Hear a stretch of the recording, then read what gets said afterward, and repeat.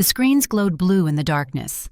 3 in the morning, and Gray Thornfield sat alone in Northern Command's intelligence center, surrounded by maps that told stories nobody else wanted to read. Outside, snow fell across the compound in silence. Inside, the hum of servers provided the only sound besides her breathing. She had been tracking the patterns for 6 months. Supply requisitions from border trading posts, weather data correlating with troop movements, satellite imagery showing vehicle tracks that appeared, disappeared, reappeared in sequences that suggested coordination. The Southern Coalition was preparing something, not the small raids that had become routine along the territorial borders, something bigger, something that required logistics and planning and the kind of patience that preceded catastrophe. Gray's fingers moved across the keyboard, pulling up another layer of data. Her wolf stirred inside her, a faint presence that had never grown into the roaring certainty other shifters described.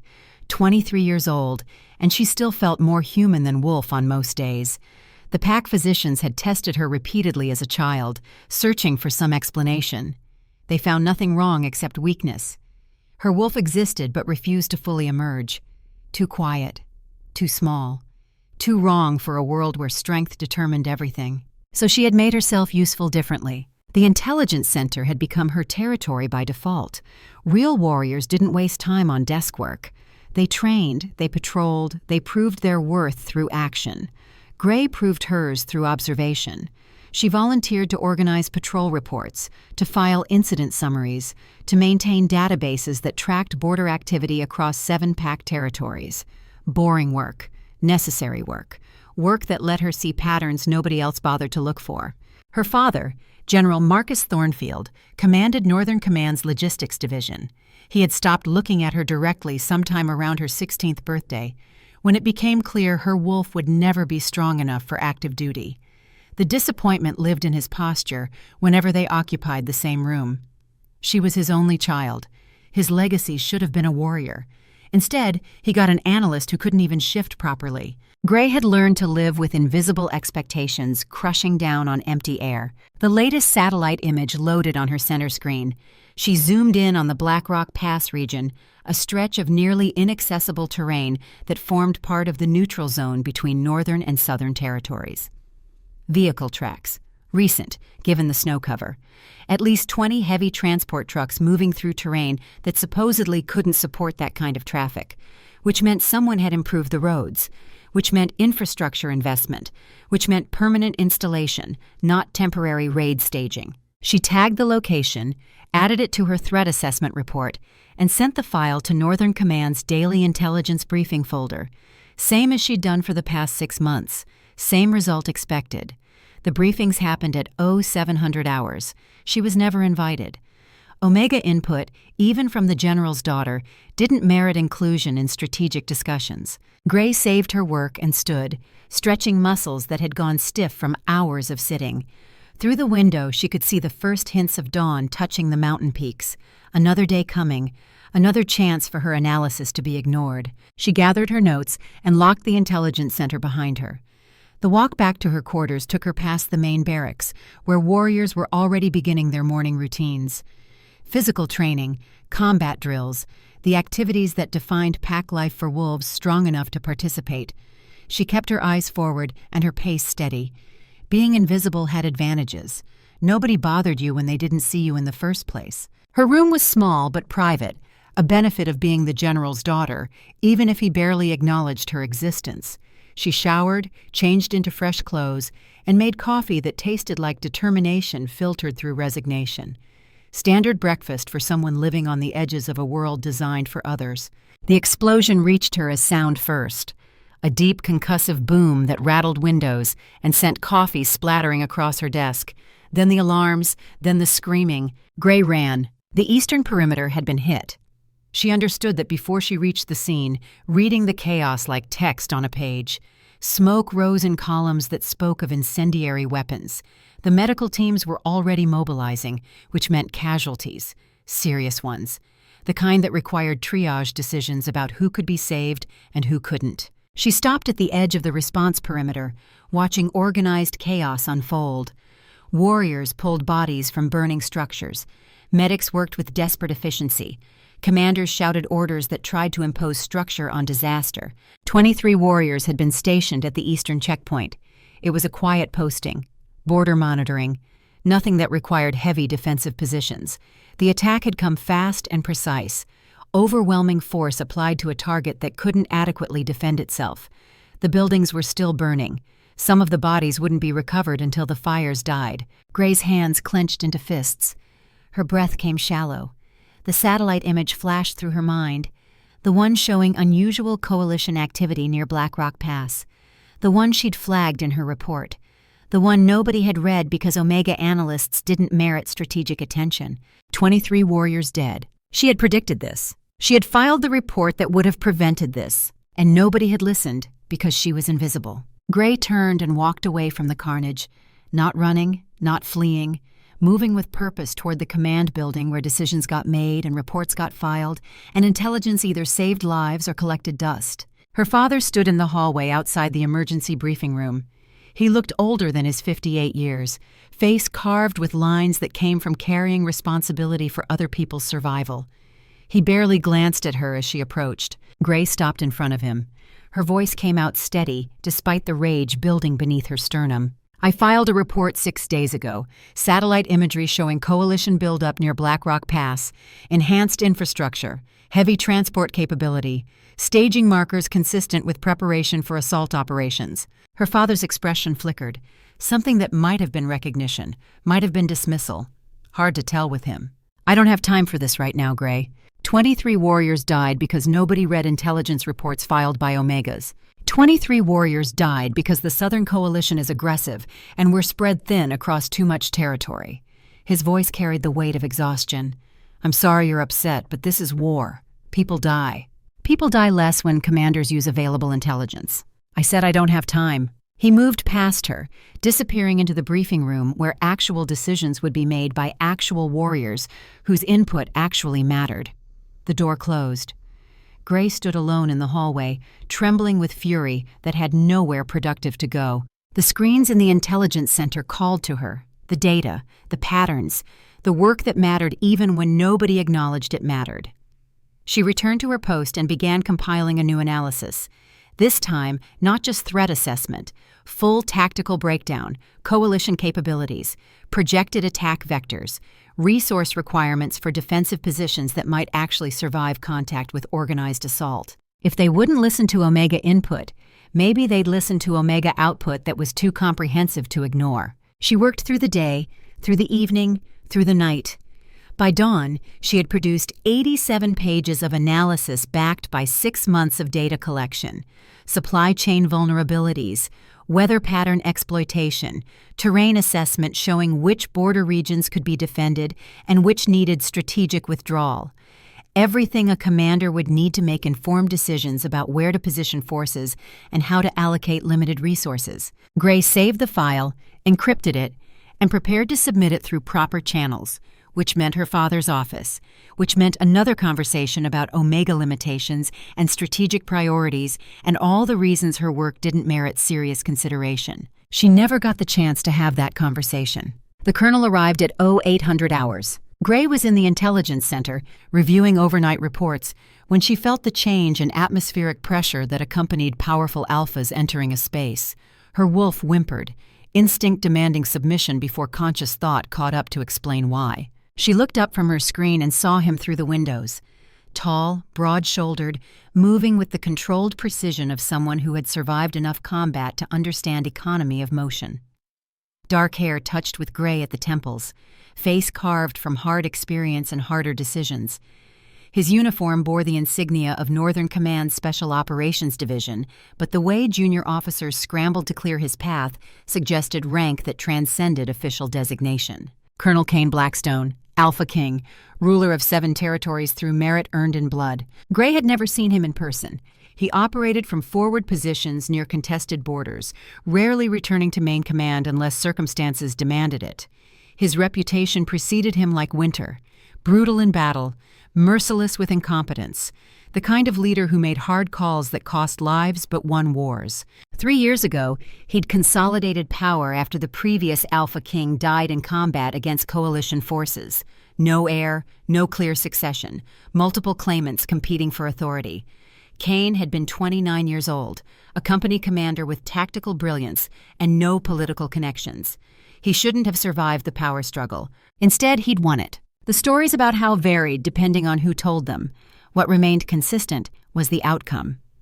Kane Blackstone emerged as Alpha King through combination of strategic genius and willingness to do what others found unconscionable. He led from the front. He shared risk with his warriors, and he didn't tolerate failure. Gray watched him disappear into the command building. Emergency War Council, obviously. Response to the Eastern Perimeter attack. Discussion about coalition aggression and defensive postures and all the strategic considerations that determined who lived and who died. She returned to her analysis. If the colonel was here, maybe actual decisions would get made. Maybe intelligence would actually inform strategy instead of collecting digital dust. 20 minutes later, alarms sounded again. Not attack warnings, assembly calls, all personnel to main briefing hall immediately. Gray hesitated. All personnel technically included her, but Omega analysts typically weren't expected at formal military assemblies. She'd learned early that showing up where you weren't explicitly wanted created more problems than it solved. But all personnel meant all personnel. She saved her work and headed for the briefing hall. The space was packed, standing room only. Regional Alpha commanders, their tactical advisors, senior officers from every division. Gray slipped in through a side entrance and positioned herself against the back wall where she could observe without drawing attention. Being invisible had advantages. The colonel stood at the front of the room beside her father and 3 other senior commanders. His presence dominated the space without apparent effort. Other Alphas radiated power through conscious projection. Kane Blackstone simply existed at a frequency that demanded acknowledgement. His voice carried easily across the crowded hall. Deep, controlled, the kind of tone that communicated absolute authority without needing to shout. 23 warriors died yesterday because we failed them. We failed to adequately assess threat, failed to position resources appropriately, failed to anticipate enemy action despite having intelligence suggesting increased coalition activity in border regions. The room stayed silent. Nobody wanted to be the first to respond. I've reviewed the after-action reports. I've examined defensive positions, and I've read casualty assessments that make clear this attack succeeded because we were unprepared. He paused. Let that sink in. The question is why we were unprepared when we had advance warning. Gray's pulse quickened. Had someone actually read her reports? Her father stepped forward, his expression carefully neutral. Sir, if I may, we receive hundreds of intelligence assessments daily, border activity reports, patrol observations, supply data, much of it conflicting or inconclusive. We do our best to prioritize actionable intelligence, but resources are limited, and you ignored credible threat analysis because it came from someone you didn't consider credible. Kane's tone stayed level, but something in it made several officers shift uncomfortably. I found 6 reports filed over the past 3 months specifically flagging coalition buildup near Black Rock Pass. Satellite imagery, vehicle tracking, supply requisition patterns, all indicating preparation for organized assault operations. Every report dismissed or deprioritized. He turned his attention to the room at large. Who filed those reports? Silence. Gray felt heat creeping up her neck. This was attention she didn't want. Attention that would mark her as problem instead of asset. The colonel's eyes scanned the assembly. I'll ask once more. Who filed the intelligence reports that predicted yesterday's attack? Gray's wolf whimpered again, submission instinct screaming at her to stay quiet, stay small, stay invisible. But 23 warriors were dead. 23 warriors who might have survived if anyone had taken her analysis seriously. She raised her hand. Every head in the room turned toward her. The weight of collective attention felt like physical pressure against her chest. She forced herself to stand straight, to meet the colonel's eyes even though her wolf wanted to cringe away from the intensity of his focus. Analyst Gray Thornfield, sir. I've been tracking coalition activity patterns for 6 months. The reports you referenced are part of ongoing threat assessment I've been compiling. Kane studied her. His expression revealed nothing. You're an Omega. Not a question. Statement of observed fact. Yes, sir. Assigned to what division? No formal assignment, sir. I volunteer in the Intelligence Center. Database maintenance primarily. Report filing and organization. Database maintenance. He let that sit for a moment. And in your spare time, you conduct satellite surveillance and predictive threat analysis? Intelligence work requires pattern recognition, sir. I'm good at patterns. Something flickered in his eyes. Might have been amusement, might have been calculation. Step forward. Gray moved through this crowd. Warriors parted to let her pass, some expressions showing surprise, others showing contempt. Omega stepping above her station. She kept her eyes on the colonel and tried to ignore the whispers starting to circulate. When she reached the front, Kane gestured to the display screens behind him. "Show me your analysis." "Sir?" "You filed reports predicting this attack. I want to see the complete assessment, everything you've compiled." Gray pulled out her personal data tablet, fingers moving across the interface to access her files. She connected to the briefing hall's display system and pulled up her work. Maps appeared on the screens, overlays showing troop movements, supply routes, terrain analysis. 6 months of observation condensed into visual representation that told a story of systematic preparation.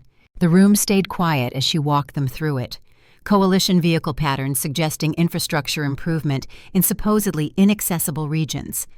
Weather data showing attack windows when northern patrols would be reduced due to storm activity.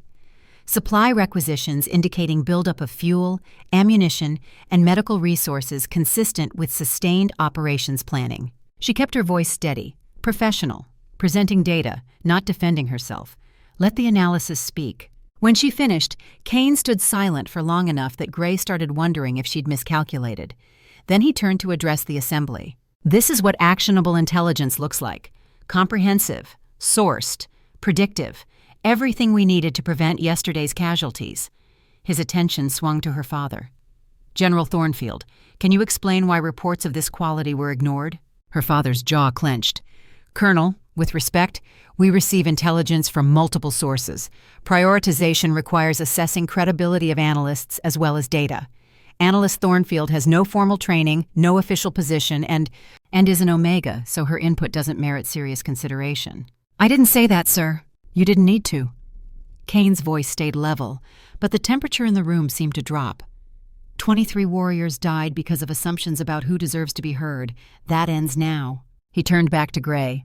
"Analyst Thornfield, effective immediately, you're assigned to Northern Command Intelligence Division as Senior Threat Assessment Specialist. You report directly to me. Anyone has a problem with that can discuss it with my second-in-command." A figure stepped forward from the group of officers near the colonel. Tall, lean, with the same dark hair and sharp features that marked him as family.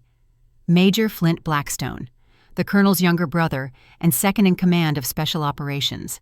His expression carried something that might have been approval. Gray's mind raced. Senior Specialist, direct reporting to the Alpha King, official position that came with authority and responsibility and visibility she'd spent years avoiding. "Sir, thank you, but I should mention I have no formal military training. I've never served in official capacity." "You have 6 months of intelligence work that proves you understand threat assessment better than analysts with decades of formal training." Kane's eyes locked on hers. "I don't care about credentials. I care about competence. You're competent. That makes you valuable. Question is whether you're willing to do the work." 23 warriors dead because nobody listened. "Yes, sir, I'm willing." "Good. First assignment. I want complete tactical assessment of our defensive positions across all 7 territories. Vulnerabilities, resource requirements, recommended redeployments. You have 72 hours. "Understood, sir." Kane nodded once, then returned his attention to the broader assembly. "We're at war whether we want to acknowledge it or not. The Southern Coalition is preparing for sustained campaign, not just border raids. That means we prepare accordingly. Intelligence drives strategy. Strategy drives deployment. Everyone in this room will coordinate with Analyst Thornfield's assessments or explain to me personally why you think your instincts are more reliable than data." He dismissed the assembly. Warriors filed out, some casting looks toward Gray that ranged from curious to hostile. She stayed where she was, still processing what had just happened. Her father approached slowly. His expression remained carefully neutral. "Congratulations on your promotion." "I didn't ask for it." "No, but you earned it." He paused, struggled with something. "Your mother would be proud." Gray's chest tightened. Her mother, intelligence officer, killed 16 years ago on operation in coalition territory, Official story said ambush. Friendly sources reporting enemy patrols stumbled across her position. Classified details Gray had never been cleared to access. "Thank you," she managed. Her father nodded and left. Not reconciliation, but acknowledgement.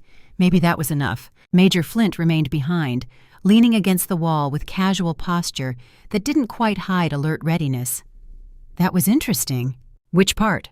"All of it, particularly the part where you stood up in front of 50 Alpha commanders and basically told them they were incompetent." "I didn't." "You did. Politely, with data. But the message came through." He smiled, not unkind. "I like you already. Fair warning, though. My brother just painted a target on your back. Every wolf who feels threatened by Omega getting senior position is going to be looking for ways to undermine you." "I can handle it." "I believe you can. Question is whether you understand what you're walking into." Flint straightened. "Kane doesn't do anything for sentimental reasons. He promoted you because you're useful. Stay useful, you'll be fine. Become liability, he'll cut you loose without hesitation." "Understood." "Good. Also, there's something you should know." He moved closer, lowering his voice. "When Kane walked past you earlier, during the assembly, my wolf recognized mate bond signature emanating from you, which means his wolf felt it stronger." Gray's world tilted. "What?" "You're his mate. Destiny bond, however you want to call it. The universe decided you belong together." Flint's expression stayed serious. "And before you get romantic notions, understand that Kane views mate bonds as tactical complications. Mates are vulnerabilities. Targets. In wartime, enemies exploit any weakness they can identify." He hasn't said anything. "Because he's been ignoring it, trying to maintain distance. But now he's promoted you to position that requires direct interaction." Flint shrugged. "Should be interesting to watch how he handles that internal conflict." Gray's mind spun. Mate bond. With the Alpha King, the universe's idea of cosmic joke. Pair the weakest Omega with the strongest Alpha and see what breaks first. "Why are you telling me this?" "Because Kane won't. He'll try to pretend it doesn't exist until circumstances force his hand. And when that happens, I'd prefer you not be blindsided." Flint headed for the door, paused. "For what it's worth, I think you're exactly what he needs. Someone who sees past the rank and reputation to the tactical problems underneath. Just be careful. My brother is brilliant at warfare, terrible at personal relationships." He left Gray alone in the empty briefing hall, surrounded by screens still displaying her analysis and implications she wasn't ready to process. Mate bond. Her wolf stirred with something that felt like recognition, like pieces fitting together that she'd been too focused on other problems to notice. The pull she'd felt when Kane entered the room, the way her instincts screamed both submission and something else, something that wanted to move closer instead of away. She shut down the displays and returned to the intelligence center. Work. That was manageable. 72 hours to assess defensive positions across 7 territories.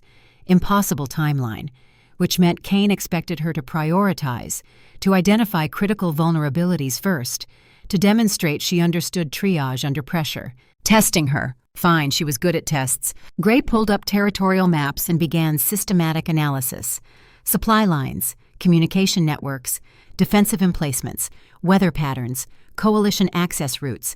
For each territory, she built threat matrix that weighted probability of attack against potential impact of success. Hours blurred, coffee became fuel, her fingers cramped from typing. The work consumed her attention completely. Someone cleared their throat behind her. Gray spun, instincts jumping to high alert. Colonel Kane stood in the doorway of the intelligence center, alone, out of uniform, wearing tactical field gear that suggested he'd been training or preparing for deployment. "Sir, I didn't hear you come in." "You were focused. Good." He moved into the room, studying the screens over her shoulder. "How's the assessment coming?" 40% complete. I'm prioritizing territories by threat level. Northern and eastern borders are most vulnerable to sustained assault. Western territories have geographic advantages that complicate coalition logistics. Southern border shares neutral zone that both sides have incentive to preserve." Kane nodded. "Agreed. What's your recommendation for resource allocation?" Gray pulled up her preliminary deployment map. "Reinforce northern positions immediately. Eastern border needs strategic withdrawal from indefensible checkpoints. Consolidate forces at strong points with better supply access. West can maintain current posture. South needs intelligence assets more than combat strength. Why intelligence for southern border? Because that's where coalition will try diplomatic infiltration. Neutral zone means trade, which means contact with civilian populations. Perfect cover for gathering information or recruiting sources. She met his eyes. War isn't just combat operations. No, it's not. Kane studied her for a long moment. Flint told you about the mate bond. Direct, no preamble. Gray appreciated that even as her pulse quickened. Yes, sir. I'm going to be equally direct. You're my mate according to biological imperative and pack law. I've been aware of it since the moment you walked into that briefing hall. I've been ignoring it because mate bonds are complications I don't have time or inclination to manage. Understood. But circumstances change. You're now senior intelligence officer reporting directly to me. That requires regular interaction, close coordination, trust. He paused. And the council will have opinions about me elevating unclaimed Omega to senior command position. Gray's stomach sank. You're concerned about political complications. I'm concerned about you becoming target because of association with me.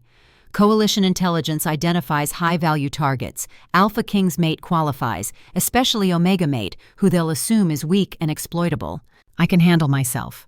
Against trained infiltration teams? Assassination specialists? Kane's expression stayed neutral, but something in his tone suggested he wasn't dismissing her capabilities so much as acknowledging reality. Your wolf is weak, Gray. That's not judgment, it's tactical fact. In direct confrontation, you're vulnerable. So what are you proposing? Option 1. I claim you publicly as mate. Gives you full pack protection status, political authority that comes with being Alpha King's consort, but makes you priority target for anyone wanting to hurt me through proxy. Gray's chest tightened. Option 2. We keep the bond private. You maintain your analyst position based purely on merit, stay under radar, less political complications, but leaves you vulnerable to pack hierarchy dynamics and doesn't provide protection if someone decides Omega in senior position needs to be removed. And option 3? Kane's eyes held hers. You refuse the bond entirely. I respect that decision. You keep your position based on competence. We maintain professional relationship, no complications. Gray thought about invisible expectations, about spending years proving herself to people who refused to see her, about 23 warriors dying because intelligence got ignored, about the colonel standing in her workspace at 2300 hours to have conversation he could have delegated or avoided entirely. Option 4, she said quietly. I'm listening. Public claiming.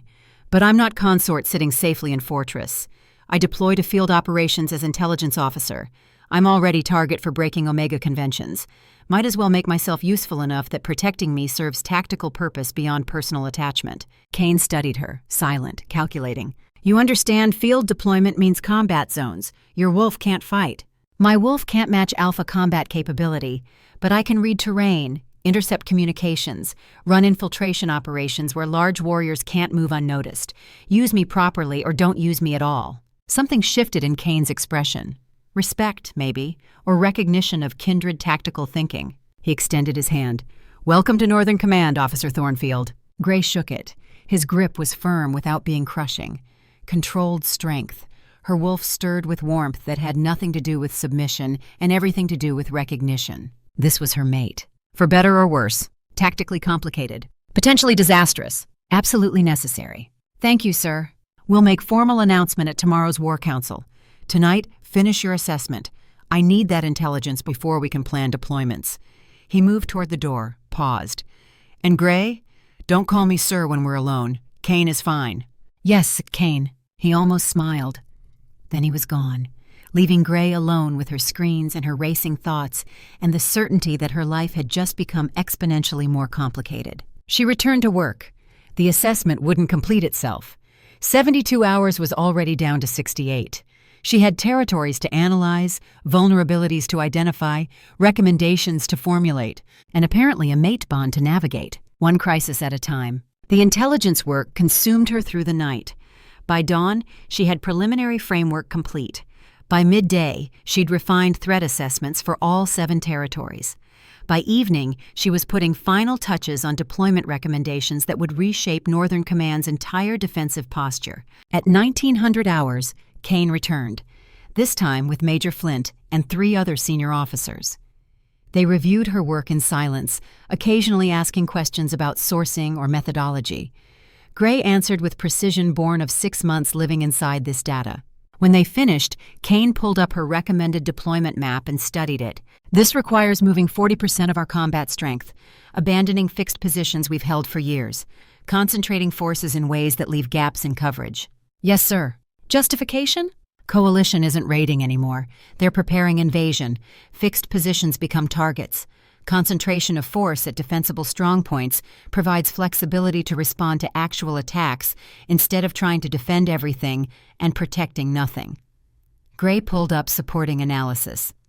We can't match their numbers across entire border, but we can create situations where local superiority allows us to defeat them piecemeal. Flint whistled softly. That's mobile defense doctrine. Aggressive, risky. War is risk, Gray said. Question is whether we take calculated risks based on intelligence or reactive risks based on outdated defensive postures. Kane looked at his brother. Your assessment? She's right. Painful to admit, but our current deployment is optimized for last war, not this one. Coalition adapted. We need to adapt faster. Agreed. Kane turned to the other officers. Implement her recommendations. 48-hour timeline. Coordinate with logistics. Anyone needs resources, you have my authorization. The officers departed, leaving Gray alone with Kane and Flint. The brothers exchanged look that communicated volumes without words. Flint spoke first. War Council tomorrow at 0700. You're making the formal announcement then? Yes. Council's going to have opinions. Council always has opinions, most of them irrelevant. Kane's attention stayed on Gray. How do you feel about public speaking? Depends on the audience and subject matter. 50 Alpha commanders who think Omega shouldn't be in War Room, let alone mated to Alpha King. Subject matter is why they're wrong. Gray's stomach clenched, but she kept her voice level. I can manage that. Good, because claiming announcement is also intelligence briefing. You'll present your threat assessment, show them why analytic capability matters more than traditional hierarchies. Make them understand you earned this position before I claimed you, not because of it. Political theater. Tactical deployment of competence to neutralize resistance before it crystallized into organized opposition. Smart, she said. Necessary, Kane corrected. Flint will coordinate security. Starting tomorrow, you have permanent protective detail. I don't need... Yes, you do. Kane's tone allowed no argument. You're about to become most visible Omega in 7 territories. That makes you statement. Statements attract attention. Some of that attention will be hostile. I'm not gambling your safety on hope that everyone respects new social dynamics. Gray wanted to argue, wanted to insist she could take care of herself. But tactical thinking meant acknowledging reality. Her wolf was weak. In direct confrontation, she was vulnerable. Pride didn't stop knives or bullets. Understood. Flint smiled. I like her. She actually listens to tactical logic instead of arguing from ego. That's why she's good at intelligence work, Kane said. Ego interferes with analysis. The brothers left together, discussing deployment logistics. Gray remained in the intelligence center, surrounded by screens that represented her work becoming operational reality. Tomorrow morning, she'd stand in front of War Council and claim space she'd never been invited to occupy. Tomorrow afternoon, she'd be Alpha King's publicly acknowledged mate. Tomorrow evening, she'd probably have enemies she didn't currently know existed. One crisis at a time. She saved her work, backed up files to encrypted servers, and headed to her quarters. Sleep would be tactical asset. She needed to be sharp for what came next. The knock came at 0300 hours. Gray woke instantly, hand reaching for the knife she kept beside her bed. Habit from years of low-level paranoia about being Omega in military facility. Officer Thornfield, security check. She recognized Flint's voice, opened the door to find him standing with 2 soldiers in tactical gear. Everything all right? No. His expression was grim. Coalition hit our western surveillance post 2 hours ago. Different tactics than eastern perimeter attack. This was infiltration team. Professional. They killed 3 analysts and stole communication encryption protocols before our response team could stop them. Gray's mind raced. They're targeting intelligence infrastructure. That's our assessment, which means you're potentially high-value target now that Kane promoted you publicly. Flint gestured to the soldiers. These are Sergeants Reeves and Chen. They're your new permanent security detail. Where you go, they go. No exceptions. Flint, I can't do intelligence work with bodyguards watching every move. You can't do intelligence work if you're dead. His voice carried finality. Kane's orders, non-negotiable. We brief War Council in 4 hours. Between now and then, you stay in secured locations with armed escort. Gray recognized when tactical argument was lost. Fine, but I need to get to Intelligence Center, finish prep for council briefing.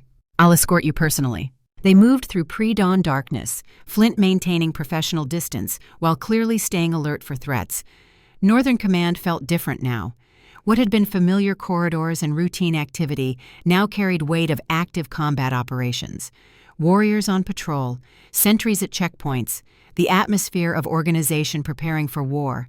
The Intelligence Center was empty when they arrived. Gray went straight to work, pulling up her presentation files and running through them one final time. Everything needed to be perfect.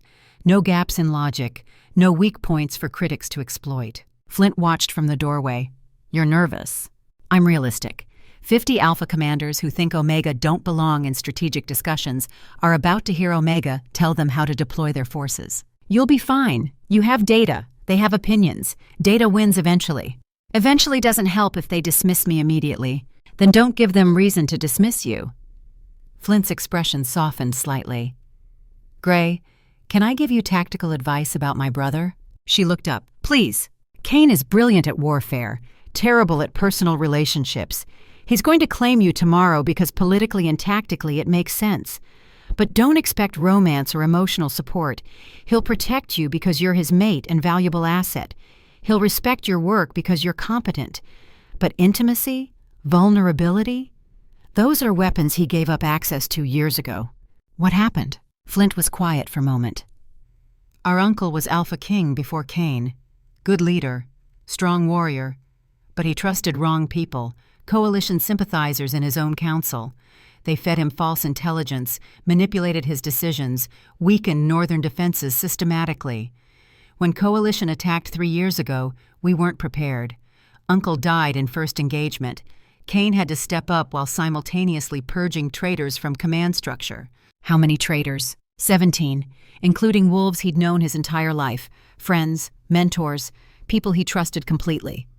Flint's voice carried old pain. Kane learned that trust is liability. Caring about people makes you vulnerable to manipulation. So he stopped caring, became pure tactical calculation. It made him effective king, but it also made him isolated. Gray understood that isolation. Different circumstances, same fundamental loneliness. Why are you telling me this? Because you're his mate. Biology and pack law say you belong together. But Kane will fight that bond every step because emotional attachment represents vulnerability. If you expect traditional mate relationship, you'll be disappointed. I don't expect anything traditional. Gray met Flint's eyes. I expect partnership based on mutual competence and shared tactical objectives. Anything beyond that is bonus. Flint smiled. Yeah, you're definitely what he needs, even if he doesn't realize it yet. The War Council assembled at 0700 hours sharp. Gray stood beside Kane at the front of the briefing hall, acutely aware of every eye tracking her presence. 50 Alpha commanders, their tactical advisors, senior officers from every division, all waiting to see what the colonel had to say about his unexpected promotion of Omega analyst. Kane didn't waste time with preamble. Yesterday, I elevated Officer Gray Thornfield to Senior Intelligence Specialist based on demonstrated competence in threat assessment and predictive analysis. Today, I'm claiming her publicly as my mate under pack law and ancient tradition. Questions? Silence. Not acceptance. Shock. Gray could feel waves of disbelief and disapproval radiating through the assembly. Finally, General Victor Cross stood. Older Alpha, traditional mindset, commanded Southern Territories. Colonel, with respect, this is highly irregular, claiming Omega as mate, particularly in time of war. Particularly in time of war, I need mate who understands intelligence and tactical thinking. Officer Thornfield provides both. Kane's tone stayed level. Your concern is noted. Next question? Sir, the pack law requires mate to be capable of defending pack interests. Omega wolves lack combat capability necessary for... Officer Thornfield lacks direct combat capability. She possesses analytical capability that saved lives yesterday and will save more lives going forward. Different strength serves different purpose. Kane gestured to Gray. She'll demonstrate that now. Officer Thornfield, present your threat assessment. Gray stepped forward. Her wolf whimpered with submission instinct, but she forced confidence into her posture. This was her terrain. Analysis, data, truth that transcended pack hierarchy. The screens behind her came alive with maps and data overlays. She walked the council through coalition buildup patterns, supply chain indicators, weather-dependent attack windows, everything pointing toward coordinated invasion attempt within next 90 days. Then she showed them current northern defensive positions overlaid with threat assessment. Red zones marking indefensible locations, yellow zones requiring massive resource investment to hold, green zones representing tactically sound strongpoints with geographic and logistic advantages. Current deployment tries to defend everything. Coalition knows this. They'll hit weak points simultaneously, forcing us to respond in multiple directions with inadequate forces at each location. We lose piecemeal while thinking we're maintaining defensive coverage. She pulled up her recommended redeployment. Alternative approach. Strategic withdrawal from red zones, consolidate forces at green zone strongpoints, create mobile reserve capable of rapid response, let coalition take ground that costs them more to hold than it costs us to abandon, then hit their extended supply lines when they're committed to defending territory they just captured. General Cross frowned. You're proposing we surrender territory without fighting? I'm proposing we choose which territory to fight for based on tactical value rather than symbolic attachment to positions we've held historically. Gray met his eyes. Every warrior defending indefensible checkpoint is warrior unavailable for defending tactically critical strongpoint. Coalition understands economy of force. We need to understand it better. Another commander spoke up. This is radical departure from defensive doctrine we've used for decades. Doctrine should evolve based on enemy adaptation. Coalition isn't using last war's tactics. Neither should we. Kane stepped forward. I'm implementing Officer Thornfield's recommendations. Redeployment begins immediately. You have 48 hours to coordinate with your territorial commanders. Resources will be allocated based on her priority assessment. Questions about tactical specifics can be directed to her. Questions about my authority to order this can be directed to me personally. The room erupted. Not quite chaos, but controlled fury from commanders who'd just been told their defensive positions were obsolete, and Omega analysts knew better than they did. Gray stood quiet while Kane handled political fallout, answering some objections with data, dismissing others with flat authority. Gradually, resistance shifted from outright rejection to grudging compliance. Not because minds changed, but because Alpha King had given orders and pack hierarchy demanded obedience. The council dispersed. Gray gathered her materials, aware of hostile stares from several commanders as they left, making enemies, inevitable consequence of speaking truth to power. General Cross approached. His expression remained neutral, but tension showed in shoulder set and jaw clench.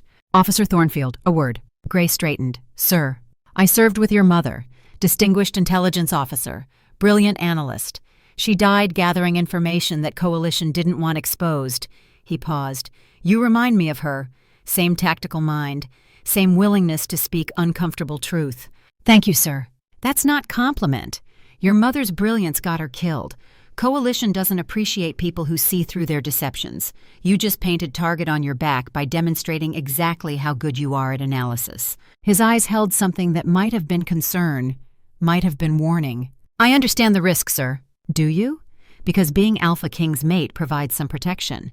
But it also makes you higher value target.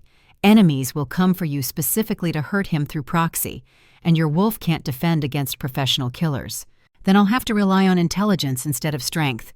Seems appropriate for intelligence officer. Cross studied her for a long moment, then nodded slowly. Your mother would be proud and worried. I'm both.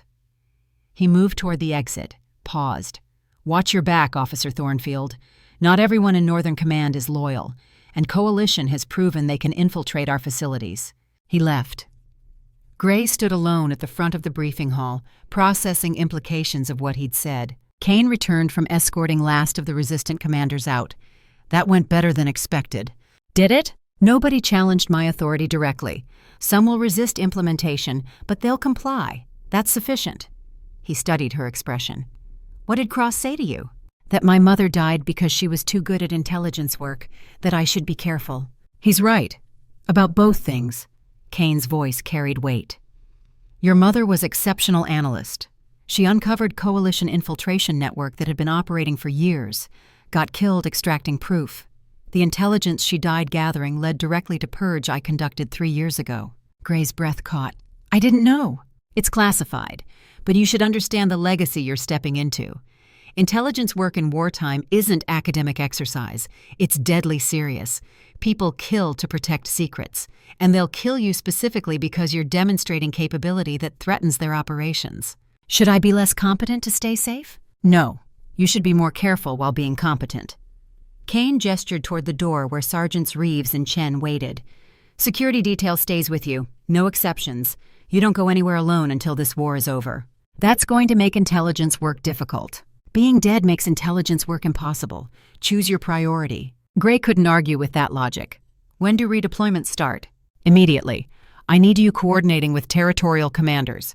Flint will handle logistics. You focus on making sure everyone understands threat assessment driving these decisions. Kane pulled out tactical comm unit. This is encrypted command channel. You, me, Flint, senior division commanders. Real-time coordination. Keep it on you always. Gray took the unit. Smaller than her palm, military-grade encryption. Direct line to Alpha King and command staff. Understood. One more thing. Kane's expression shifted slightly, something almost uncomfortable crossing his features. Claiming announcement means you're moving into Alpha residence, royal quarters, standard protocol for Alpha King's mate. Gray's stomach dropped. I have quarters and analyst housing, which are inadequate security for someone who just became priority target. Royal quarters have dedicated protection, reinforced construction, direct access to command center. He paused. Also, appearances matter. Council needs to see mate bond taken seriously, not just tactical convenience. Political theater again, but he was right about security. When? Today. Your belongings will be transferred. Flint will show you the quarters. Kane turned to leave, stopped. Gray? Thank you. For the analysis, for standing up there despite knowing half the room wanted you to fail, for being competent when I needed competence. Not romance, not emotional connection, just acknowledgement between tactical professionals. You're welcome, Kane. He almost smiled again, then left, moving with that controlled precision toward whatever crisis demanded attention next. Gray stood in empty briefing hall, holding encrypted comm unit and processing how completely her life had transformed in under 48 hours. 2 days ago, she was Invisible Omega filing reports nobody read. Now she was Senior Intelligence Officer, Alpha King's mate, priority target for coalition assassination teams, living in royal quarters, coordinating defensive redeployment across 7 territories, making enemies among people who thought Omega belonged nowhere near command decisions. One crisis at a time. Her comm unit buzzed. Text message from Flint. Surveillance post just intercepted coalition communication. They're moving up their timeline. Need your analysis ASAP. Gray headed for intelligence center at Run, security detail matching her pace. No time for processing emotional implications or worrying about political complications. War didn't wait for personal adjustment periods, and she had work to do. The coalition communication intercept scrolled across Gray's screen in fragments, encrypted, partially corrupted, but enough remained intact to paint a picture that made her blood run cold. Operation timeline accelerated. Northern intelligence capability compromised. Priority target identified. Recommend immediate action. She ran pattern analysis on the message routing.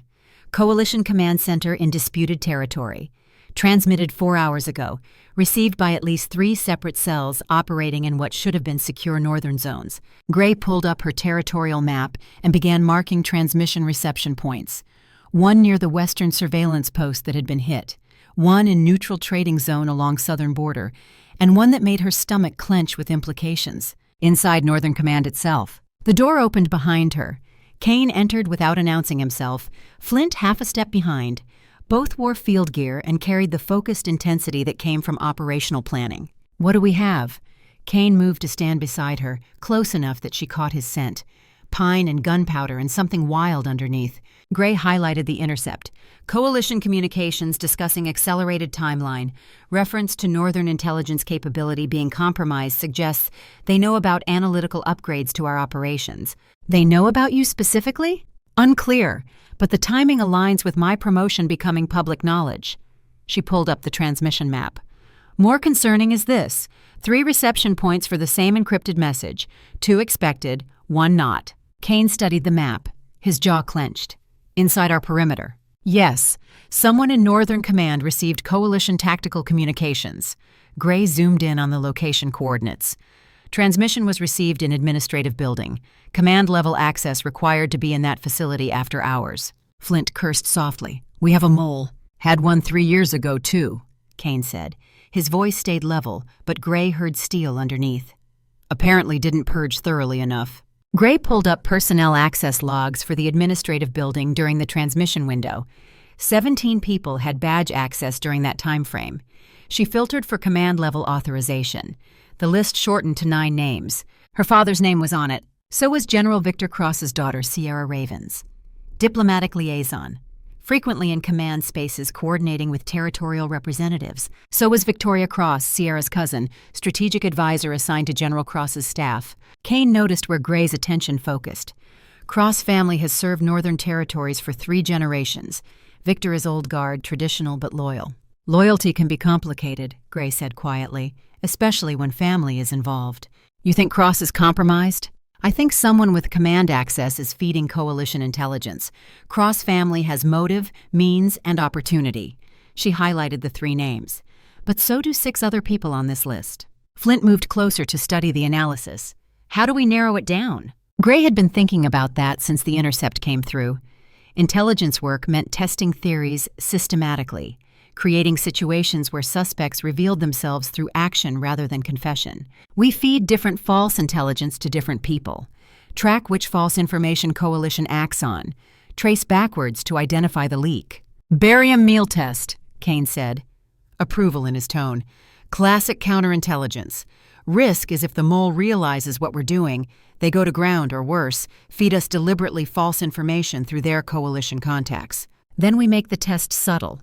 Natural intelligence that would normally be shared through standard reporting channels. Nothing obvious enough to trigger suspicion. Kane nodded slowly. What do you need?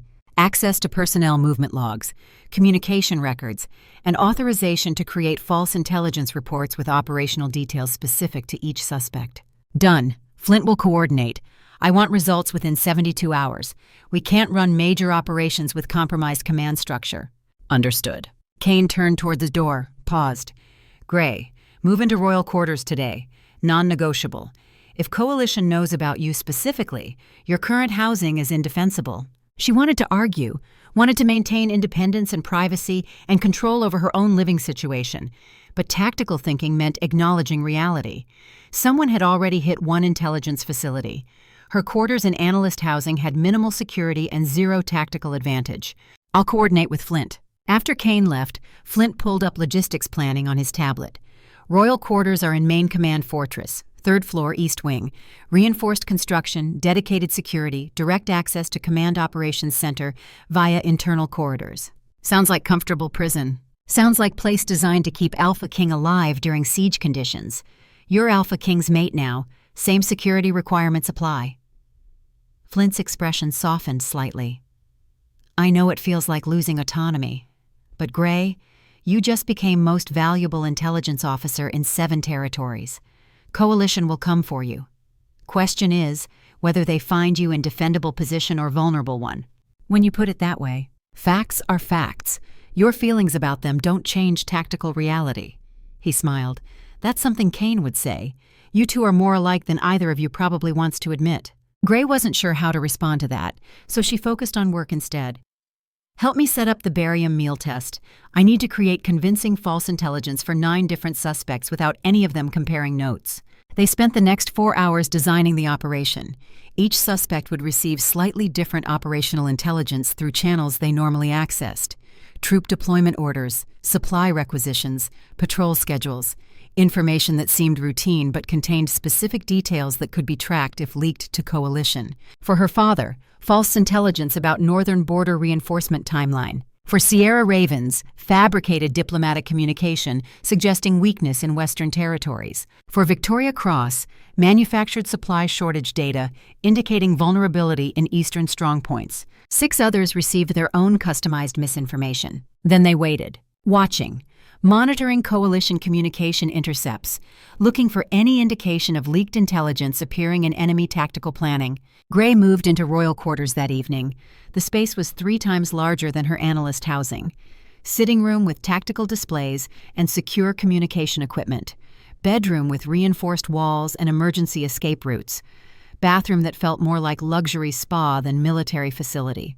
She stood at the window looking out over Northern Command compound and tried not to feel like she was living someone else's life. A knock at the door.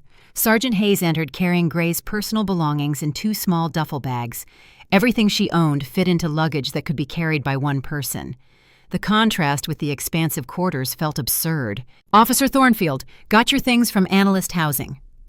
Hayes set the bags down, studied Gray with experienced eyes. "You look like someone just told you war got personal." "Didn't it always?" "For you, maybe. For most people, war is abstract until it shows up at their door." Hayes moved to the window beside Gray. "I served with your mother. Did you know that?" Gray shook her head. "Best intelligence officer I ever worked with. She could look at seemingly random data and see patterns nobody else noticed, predicted Coalition movements with accuracy that seemed almost supernatural." Hayes paused. She also knew when to trust her instincts about people. When someone felt wrong, even if evidence didn't support suspicion. "You think I should trust my instincts about the mole?" "I think you should trust the data first, instincts second. But don't ignore gut feeling when analytical mind tells you something doesn't add up." Hayes turned from the window. "Your mother died because she trusted wrong person. Took intelligence officer she thought was loyal on deep penetration mission. That officer sold her to Coalition. She never made it home." Gray's chest tightened. "They never told me details. They classified it. Didn't want anyone knowing how deep Coalition infiltration had gone. But you should know, because you're doing same work your mother did, and same people who killed her are still operating." Hayes headed for the door. "Watch your back. Trust the data. And if someone feels wrong, there's probably a reason." After Hayes left, Gray unpacked her belongings. Clothes, books, her mother's encrypted journal, and the silver compass that held more meaning now that she understood the legacy she was inheriting. She set up her personal workstation, synced it with command networks, and pulled up the mole hunt operation status. 24 hours into the barium meal test, no Coalition response yet. Either the leaks were delayed or the mole was being careful. Her comm unit buzzed. Kane's voice, crisp and professional. "Officer Thornfield, Command Center, 15 minutes. Territorial status briefing. On my way." The command center occupied the fortress's strategic heart. Reinforced walls, multiple redundant communication systems, tactical displays showing real-time data from all 7 territories. When Gray arrived, 20 officers were already assembled around the central planning table. Kane stood at the table's head, reviewing deployment reports. He glanced up when she entered, nodded acknowledgement, returned to his analysis. Pure professional interaction. No indication they were mates beyond tactical necessity. Gray appreciated that.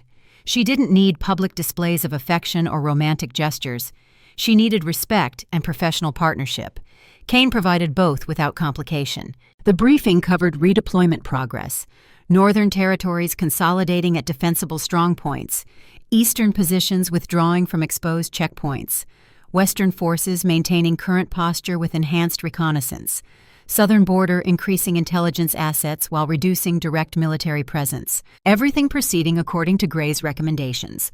Commanders might not like the changes, but they were implementing them. General Cross reported on Southern Territory status. His daughter Sierra stood beside him, taking notes. Young, professional, competent at diplomatic coordination. Nothing in her demeanor suggested betrayal or deception. But someone in this room was feeding Coalition intelligence. Gray watched, observed, cataloged micro-expressions and behavioral patterns the way her mother had taught her through that encrypted journal. Trust the data, but pay attention to instinct. Sierra met her eyes briefly, Smiled, friendly, supportive, everything an ally should be. Gray's instincts whispered warning. After the briefing, Sierra approached. "Officer Thornfield, I wanted to congratulate you on your promotion. It's inspiring to see Omega breaking traditional barriers." "Thank you." "I'd love to discuss your intelligence network sometime. I work extensively with civilian populations in border regions. We could probably share valuable information." Sierra's expression remained earnest. "Maybe coffee sometime? Compare notes on how we can better serve Northern Territories?" "Reasonable request. Professional networking. Exactly what cooperative officers should do." "I'll check my schedule," Gray said. Non-committal, polite. Sierra nodded and moved away.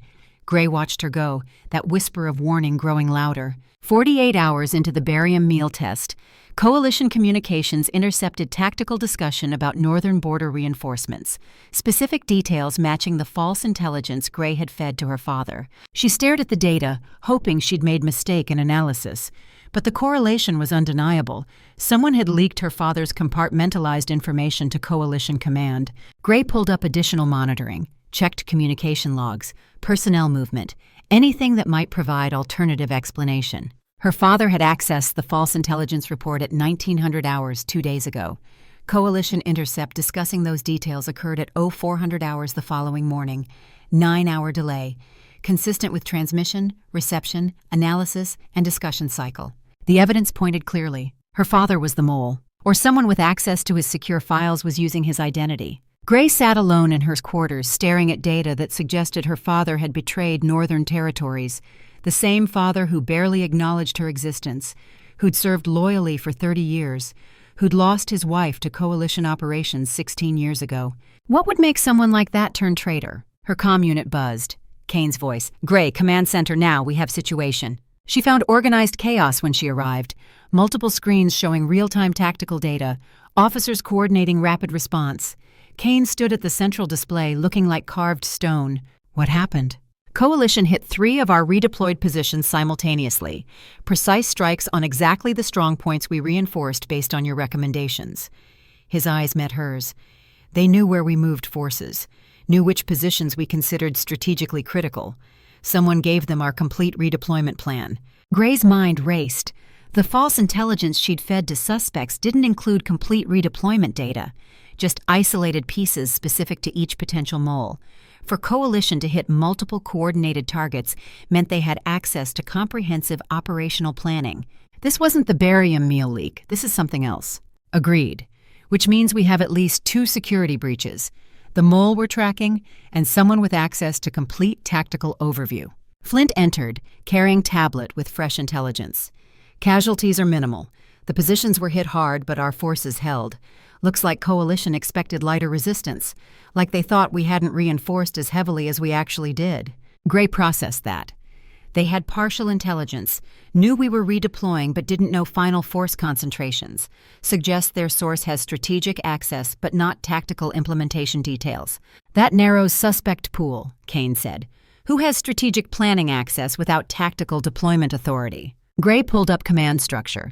Advisory staff, diplomatic liaison, strategic planning committee members who receive briefings but don't execute orders. "Sierra Ravens qualifies," Flint said quietly. Diplomatic liaison, present at strategic briefings, but not involved in tactical implementation. "So does Victoria Cross," Gray added, strategic advisor to her father, would receive strategic briefings but not deployment specifics. Kane studied the organizational chart. "We need to accelerate the mole hunt, run same barium meal test, but with strategic level intelligence. See who leaks planning data versus tactical execution." "That's risky," Gray said.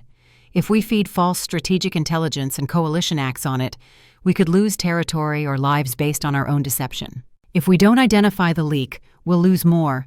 Kane's voice carried finality. "Create the test, make it convincing, and Gray, include yourself in the suspect pool." She blinked. "Sir? You have access to everything. You've been promoted rapidly to position of significant trust. From Coalition perspective, you're either legitimate intelligence asset or perfect cover for infiltration operation." His expression stayed neutral. "I trust you, but good counterintelligence means verifying trust with evidence. Include yourself. Prove you're clean." Professional paranoia. Tactical thinking that acknowledged even mates could betray each other if properly motivated or compromised. Gray appreciated it even as it stung slightly. Understood. I'll design comprehensive test covering all strategic access personnel, including myself. Over the next 12 hours, Gray built counterintelligence operation that would make her mother proud. Multiple layers of false intelligence, each piece believable individually, but collectively forming pattern that would reveal itself only when analyzed comprehensively. She fed herself false data about supposed coalition weakness in their supply infrastructure. If that leaked, and coalition suddenly reinforced supply security, she was compromised. She fed Sierra information about planned northern diplomatic outreach to neutral territories, trackable through neutral territory responses. She fed Victoria data about tactical vulnerability in specific border region, monitorable through coalition patrol pattern changes. 6 other suspects received their own compartmentalized misinformation. Then she added one more element, a false report about coalition infiltration attempt she'd supposedly detected. If that leaked back to coalition, they'd know Northern Command was actively hunting for moles. Their response would tell her whether they had active assets worth protecting or were operating blind. The trap was set. 3 days later, Gray got her first hit. Coalition communications intercepted discussing diplomatic complications with neutral territories. Specific details matching information she'd fed exclusively to Sierra Ravens. The timing aligned perfectly. Sierra accessed the intelligence. 12 hours later, Coalition Command discussed those exact details. But there was more. Additional intercept showed Coalition discussing supply infrastructure vulnerabilities, the false intelligence Gray had fed to herself, which meant someone had accessed her personal intelligence files and leaked them to Coalition. Someone with administrative access to Intelligence Division databases. Gray cross-referenced access logs. 5 people had viewed her personal files during the relevant time frame.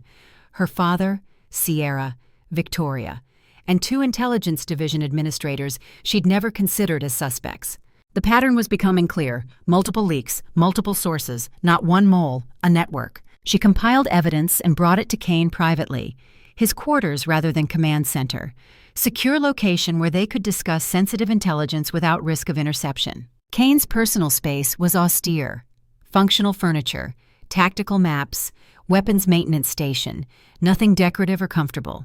The quarters of someone who viewed sleep as tactical necessity rather than pleasure. He reviewed her evidence in silence, face unreadable. When he finished, he set down the tablet and met her eyes. "You're telling me we have at least 3 confirmed leaks. Sierra Ravens, someone with access to your files, and based on earlier barium meal results, potentially your father." "Yes." "Evidence is solid?" "As solid as circumstantial intelligence can be. Direct proof would require catching them in active transmission. But correlation between compartmentalized information access and coalition response is statistically significant." Kane stood, moved to his tactical map, studied territorial positions like they held answers to questions beyond military strategy. "Sierra is General Cross's daughter. Arresting her means political confrontation with one of our most powerful territorial commanders. Your father is respected elder and logistics division commander. Moving against him creates command structure chaos." He turned back to Gray. "And we still don't know who accessed your personal files." "I have theory about that."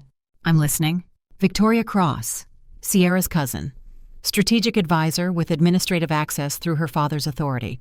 She'd have motive to protect Sierra by deflecting attention toward other suspects. Leaking my personal intelligence creates confusion about leak source." "That's speculation." "It's tactical thinking. If I were running infiltration network, I'd want multiple assets who could provide mutual cover.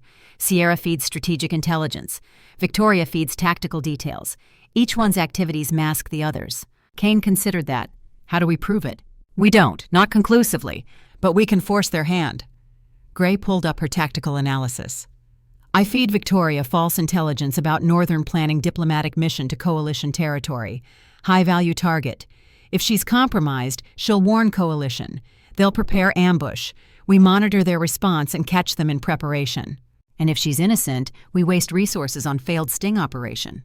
If she's innocent, coalition doesn't respond to intelligence they never received. No harm done except time investment." Kane studied her for a long moment. "You're proposing we use your analysis as bait. Make yourself target to flush out traitor." "I'm proposing we use sound counterintelligence methodology to identify security breach." It's personal for you, your father potentially being involved. Gray met his eyes steadily. My mother died because someone betrayed her. If my father is involved, I need to know. If he's innocent, I need to prove it. Either way, this is professional obligation. Professional obligation that happens to align with personal motivation. Is that a problem? Kane's expression shifted. Something that might have been respect or recognition. No, it's human. I'd feel the same if Flint were suspected. He moved closer. Close enough that Gray caught his scent again. But I need you thinking clearly, not letting emotion drive tactical decisions. I'm thinking clearly. The evidence supports network theory. Victoria and Sierra working together makes strategic sense. We test the theory, we gather proof, we neutralize the threat. And your father? Gets cleared or convicted based on evidence. Not my feelings about him. Kane nodded slowly. Run the operation. But Gray, if this goes wrong, if Coalition springs trap we didn't anticipate, you pull out immediately. Your value as intelligence officer exceeds any information we'd gain from catching moles in action. Understood. He reached out, touched her shoulder briefly. Not romantic gesture, tactical reassurance between partners facing danger together. Be careful. We've already lost too many good intelligence officers. Gray set the trap carefully. Created false report about diplomatic mission she would supposedly lead into disputed territory to negotiate with coalition representatives. Made it look legitimate. Included enough operational detail to be convincing. Then she fed it exclusively to Victoria through official channels that required strategic advisor review. And waited. 48 hours later, Coalition communications intercepted discussing unexpected Northern diplomatic outreach, debating whether it was genuine peace offer or reconnaissance operation, discussing whether to accept meeting or set ambush. Victoria had leaked it. But the intercepts revealed something else. Coalition command seemed genuinely surprised by the diplomatic proposal, uncertain how to respond, which suggested they weren't directing Victoria's intelligence gathering. She was acting independently, feeding them information without coordinated tasking. Why would strategic advisor betray Northern territories without clear coalition direction? Gray dug deeper, researched Victoria's background, family history, financial records, looking for leverage or motivation that explained betrayal. She found it in archived intelligence reports from 3 years ago. General Victor Cross, during the previous war, had ordered artillery strike on coalition position. Standard tactical decision, except intelligence later revealed the position had been misidentified. The strike hit coalition medical facility, civilian casualties, war crime by any standard. The intelligence proving the mistake was classified, buried, General Cross's reputation protected, but someone had that evidence, and that someone could use it to destroy Cross-family legacy. Victoria was being blackmailed. Gray presented evidence to Kane in secure briefing, just the two of them, Flint standing guard outside to ensure privacy. Coalition has leverage over Victoria through her father's war crime. They threatened exposure unless she cooperated. She's not ideological traitor, she's coerced asset. Kane studied the archived reports. His expression remained neutral, but Gray saw tension in his jaw. Cross doesn't know. If he did, he'd have confessed or dealt with blackmail himself. Victoria is protecting him. At the cost of Northern lives, yes. Gray couldn't defend Victoria's choices, but she could understand the impossible position. Question is what we do about it. Arrest her, court-martial, standard procedure for treason, which publicly exposes the war crime, destroys General Cross, damages Northern Command's reputation, possibly causes Cross's entire territory to break away in protest. Gray pulled up political analysis. Or we turn her, use her to feed coalition false intelligence while we plan actual operations through secure channels. Kane's eyes narrowed. You want to run double agent operation using compromised asset who's already proven she'll betray us under pressure. I want to win this war with minimum collateral damage. Victoria is liability as enemy asset. Could be force multiplier as controlled double agent. That requires trusting her not to betray us again. No. It requires understanding her motivation and using it. She's protecting her father. We give her better way to protect him. Work for us, feed coalition false intelligence, and after the war, we advocate for mercy regarding the blackmail material. Kane stood silent for a long moment, strategic calculation visible in the way he processed implications. This is the kind of morally complex operation your mother excelled at, turning enemies into assets. using their weaknesses against them while offering path to redemption. He met Gray's eyes. It's also risky as hell. If Victoria warns Coalition we're onto her, we lose our counterintelligence advantage. Then we make sure she doesn't warn them. We confront her with evidence, offer the deal before she has chance to panic and run. When? Tonight. She's scheduled to attend strategic planning session at 2000 hours. We pull her aside afterward. Private conversation. Make the offer. Get her decision before she can think too much about alternatives. Kane nodded. I'll coordinate with Flint. We'll have security in place in case she tries something desperate. But Gray, you lead the conversation. You understand the intelligence side. You know how to frame this as professional arrangement rather than emotional plea. Understood. The confrontation happened in secure briefing room adjacent to command center. Gray, Kane, and Flint on one side of the table, Victoria on the other. The strategic advisor looked calm when she entered. That composure cracked when she saw Gray's evidence displayed on screens behind them. Officer Thornfield, Colonel Blackstone, I don't understand why I'm here. Gray spoke quietly, professionally. Because you've been feeding Coalition intelligence for 8 months. Because they're blackmailing you with evidence of your father's war crime. And because we're offering you a chance to fix this before it destroys everything you're trying to protect. Victoria's face went white, then red, then settled into careful neutrality that confirmed everything. I don't know what you're talking about. Yes, you do. Gray pulled up the intercepted communications, the correlation data, the timeline showing Victoria's access to information matching Coalition discussion of that same intelligence. We have proof. Question is whether you want to make this worse by lying or better by cooperating. You can't prove anything. We can prove enough for court-martial, enough to execute you for treason, and in the process, we'll expose exactly why you were compromised. Your father's war crime becomes public. His legacy is destroyed. Everything you sacrificed for becomes worthless. Gray leaned forward. Or you work with us, feed Coalition false intelligence, help us win this war, and afterward we advocate for leniency. The blackmail material stays classified. Your father's reputation remains intact. Victoria's hands trembled. Why would you offer that? Because winning matters more than revenge. Because you're not ideological traitor, you're someone in impossible situation who made bad choice, and because turning you serves Northern interests better than executing you. Silence. Victoria stared at the evidence, at Gray, at Kane's impassive expression. How do I know you'll keep your word? About protecting my father's reputation? Kane spoke for the first time. You don't. But you know what happens if you refuse. Certain destruction versus possible redemption. Choose. More silence. Then Victoria's shoulders sagged. What do you need me to do? Gray outlined the plan. Victoria would continue normal intelligence contact with Coalition handlers. But instead of real strategic data, she'd feed carefully crafted misinformation.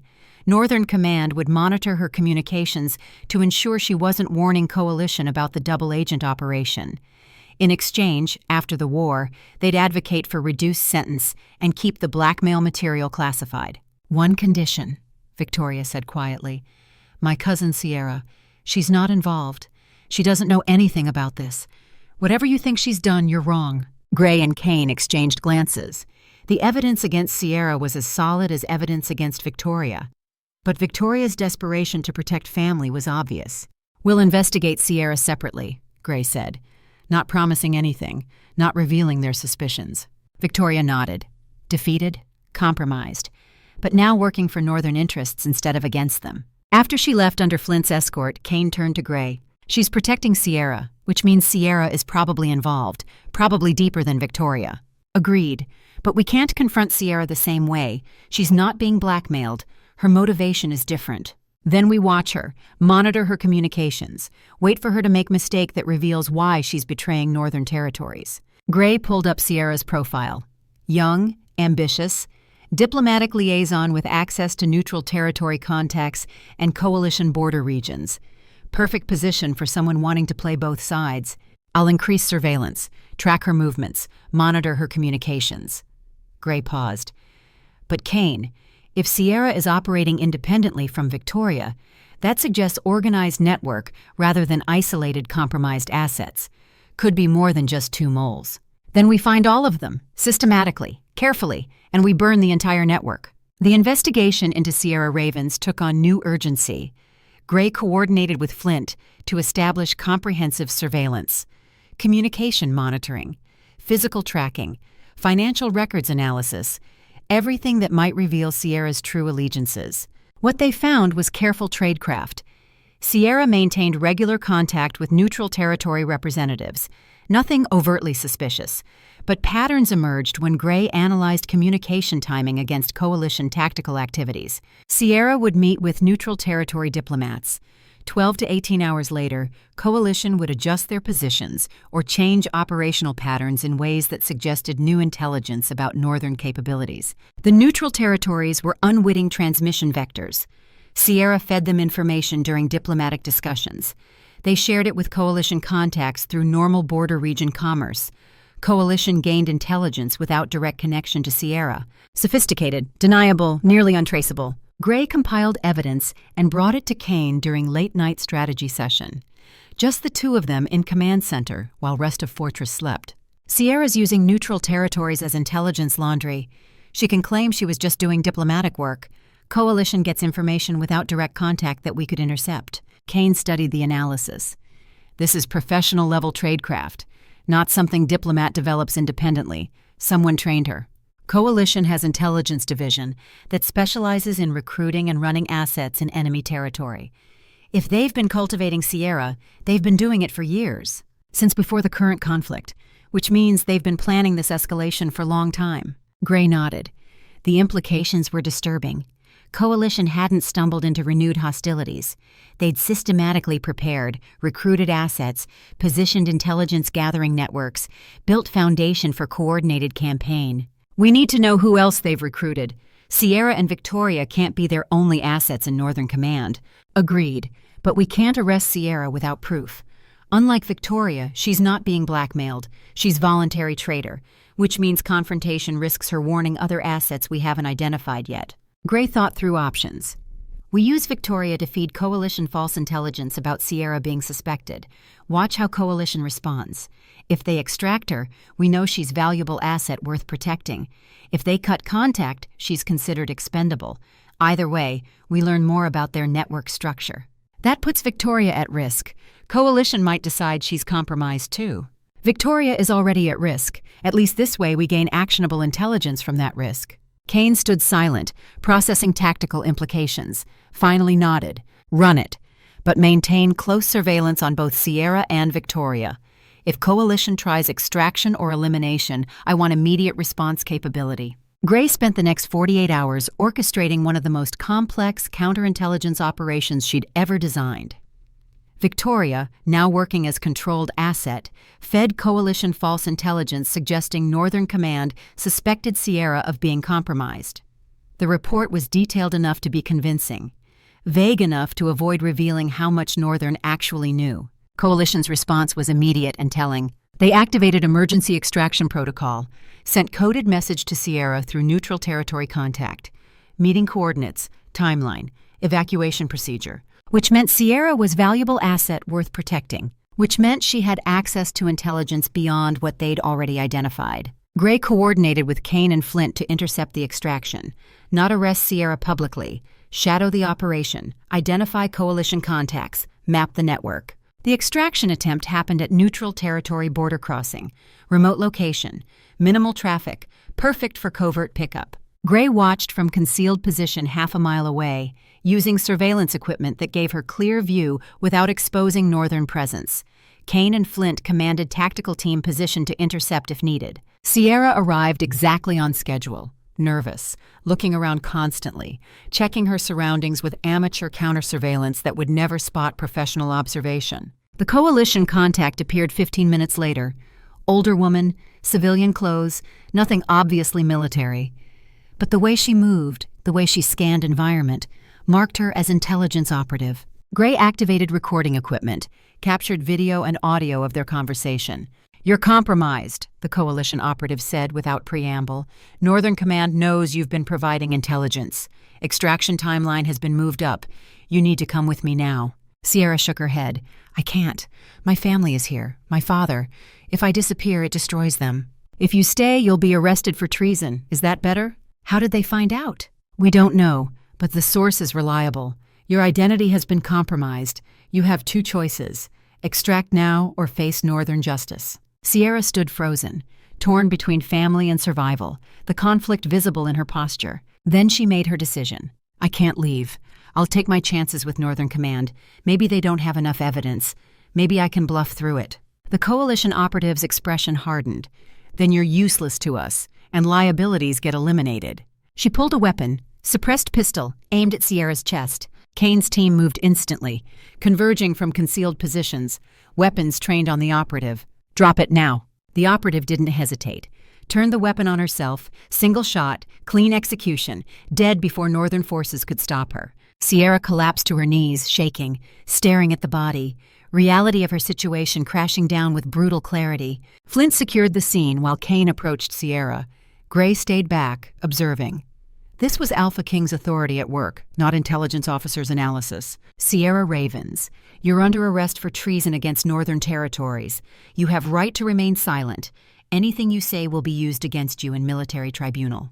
Sierra didn't resist, didn't argue, just knelt there while Flint placed restraints and read formal charges. As they led her away, she looked directly at Gray. It wasn't supposed to be like this. They promised no one would get hurt. They said they just wanted information to negotiate better peace terms. They lied, Gray said simply. Coalition doesn't want peace. They want territory, and they used you to get intelligence that would help them take it. Sierra's expression crumbled, understanding finally penetrating. She'd been tool, disposable asset, valuable only as long as she provided intelligence, liability the moment she became compromised. The coalition operative's body was recovered. Coalition intelligence officer carrying documentation that mapped partial network structure. 3 more suspected assets in Northern Command. 7 in neutral territories. 12 across various civilian infrastructure positions. Gray analyzed the documents through the night, cross-referencing with her existing intelligence, building comprehensive picture of coalition infiltration effort that had been developing for years. By dawn, she had assessment ready for Kane. They've been planning this war for at least 5 years, systematically recruiting assets, positioning intelligence networks, building foundation for invasion that would exploit every weakness in northern defenses. Kane studied the network map. How many of these assets have we identified? Sierra and Victoria were 2 of 15 in Northern Command. We've confirmed 3 others through the recovered documents. That leaves 10 we haven't found yet. Can we identify them using same methodology that caught Sierra and Victoria? Possibly, but it will take time. And Coalition knows we're actively hunting now. They'll warn remaining assets, tell them to go dormant or extract. Then we move fast. 72 hours. I want every suspected asset identified and under surveillance. We won't arrest until we have solid evidence, but I want to know who they are. Gray coordinated the largest counterintelligence operation Northern Command had run in decades. Every analyst, every investigator, everyone with security clearance working systematic review of personnel with access to sensitive information. They found patterns, communication anomalies, financial irregularities, behavior changes that suggested people living double lives. By the 72-hour deadline, they'd identified 9 of the 10 remaining assets. The 10th remained invisible. Gray sat in command center staring at intelligence that should reveal the last mole, but somehow didn't. Someone in Northern Command had access to everything. Someone careful enough to avoid every investigative methodology she'd employed. Someone who understood counterintelligence well enough to defeat it. Kane entered, carrying coffee that smelled like it had been brewed hours ago and reheated multiple times. Any progress? 9 confirmed, 1 ghost. Gray pulled up the analysis. Whoever the 10th asset is, they're better than the others. Professional-level operational security. No communication anomalies. No financial irregularities. No behavioral changes. Everyone has pattern. You just haven't found theirs yet. Or they're so deep in cover that their pattern looks exactly like legitimate activity. Kane studied the data. What's your instinct? Gray thought about her mother, about Hayes' advice. Trust the data first, instinct second, but don't ignore gut feeling. My instinct says it's someone close to command authority, someone who's been in position long enough that their access seems natural, someone trusted enough that suspicion doesn't automatically attach to them. That describes half the senior staff. I know. Which is why instinct isn't enough. Gray pulled up a new analysis approach. But what if we reverse the methodology? Instead of looking for suspicious behavior, we look for absence of mistakes. The other assets all made small errors: communication timing, financial transactions, access patterns. The 10th asset has made 0 mistakes that we've detected. Perfect operational security, which is itself anomalous. Nobody is perfect. Everyone makes small errors, unless someone is being extremely careful because they know they're under investigation. Kane's eyes sharpened. Someone who knows our investigative methodology because they've been monitoring the investigation. Someone with access to counterintelligence operations. They stared at each other as implications crystallized. The 10th mole had access to Gray's investigation, knew what she was looking for, avoided detection by understanding the detection methodology. Someone in Intelligence Division itself. Gray pulled up personnel with access to her counterintelligence work. The list was small, deliberately compartmentalized. Only 7 people had full access to her investigation files. Kane, Flint, 2 senior intelligence analysts, her father, and Sergeant Hayes. Her blood ran cold. Hayes, who had served with her mother, who had access to everything, who was trusted completely, who had been present for every major development in the investigation, who had warned Gray about trusting wrong people. Gray's hands shook as she pulled up Hayes's activity logs, communication records, access patterns, looking for anything that suggested betrayal, and found nothing. Because Hayes was that good. Professional intelligence officer who knew exactly how to avoid detection, who had spent years building trust and position and access. "It's Hayes," Gray said quietly. "It has to be. She's the only one with operational security good enough to avoid every investigative tripwire." Kane studied the analysis. Evidence? Circumstantial. Based on absence of evidence rather than presence. She's too clean, too perfect. Nobody maintains that level of operational security unless they're actively working to avoid detection. That won't hold up in tribunal. I know, but Kane, she has access to everything, every operation, every analysis, every investigation. If she's compromised, Coalition knows everything we're planning. Kane stood silent, processing tactical implications of senior intelligence officer being enemy asset. We need proof, real evidence, not just analytical suspicion. Then we set traps specifically for her. Feed her false intelligence nobody else has access to. Track Coalition response, catch her in action. What intelligence? Gray thought fast. We tell her about planned operation. Deep strike against Coalition Command Center. High-value target. If she's compromised, she'll warn Coalition. They'll reinforce the target. We'll see preparations that prove leak. And if she's innocent, we've warned Coalition about real operation. So we make it false operation, never actually planned, pure counterintelligence trap. Kane nodded slowly. Do it. But Gray, be prepared for possibility you're wrong. Hayes has served loyally for 20 years. Jumping to conclusions based on absence of evidence is dangerous. My mother trusted someone who betrayed her, got her killed. If there's even chance Hayes is compromised, we have to know. Agreed. Run the operation. And Gray, watch your back. If Hayes is the mole and she realizes you're onto her, you become immediate threat that needs elimination. Gray set the final trap, told Hayes about planned deep strike operation during private briefing, made it seem legitimate, included enough operational detail to be convincing, then waited, monitoring Coalition communications, watching for any indication they'd received warning about the fabricated operation. 48 hours later, Coalition Command discussed unexpected northern aggression, debated defensive preparations against anticipated strike on their command center. Hayes had leaked it. Gray's world shifted. The person she'd trusted, who had served with her mother, who had offered advice and support. Traitor. She compiled evidence and brought it to Kane, this time with Flint and 2 security officers present. They would need to arrest Hayes immediately. Couldn't risk giving her chance to escape or destroy evidence. But when they arrived at Hayes's quarters, they found them empty, cleaned out. No personal belongings, no intelligence materials. Hayes was gone. And on Gray's personal workstation, she found message waiting. Officer Thornfield, by now you know I'm compromised. Took you longer than I expected. You're almost as good as your mother was. Almost. She figured out I was the one who sold her to Coalition. Confronted me. I had to arrange her elimination.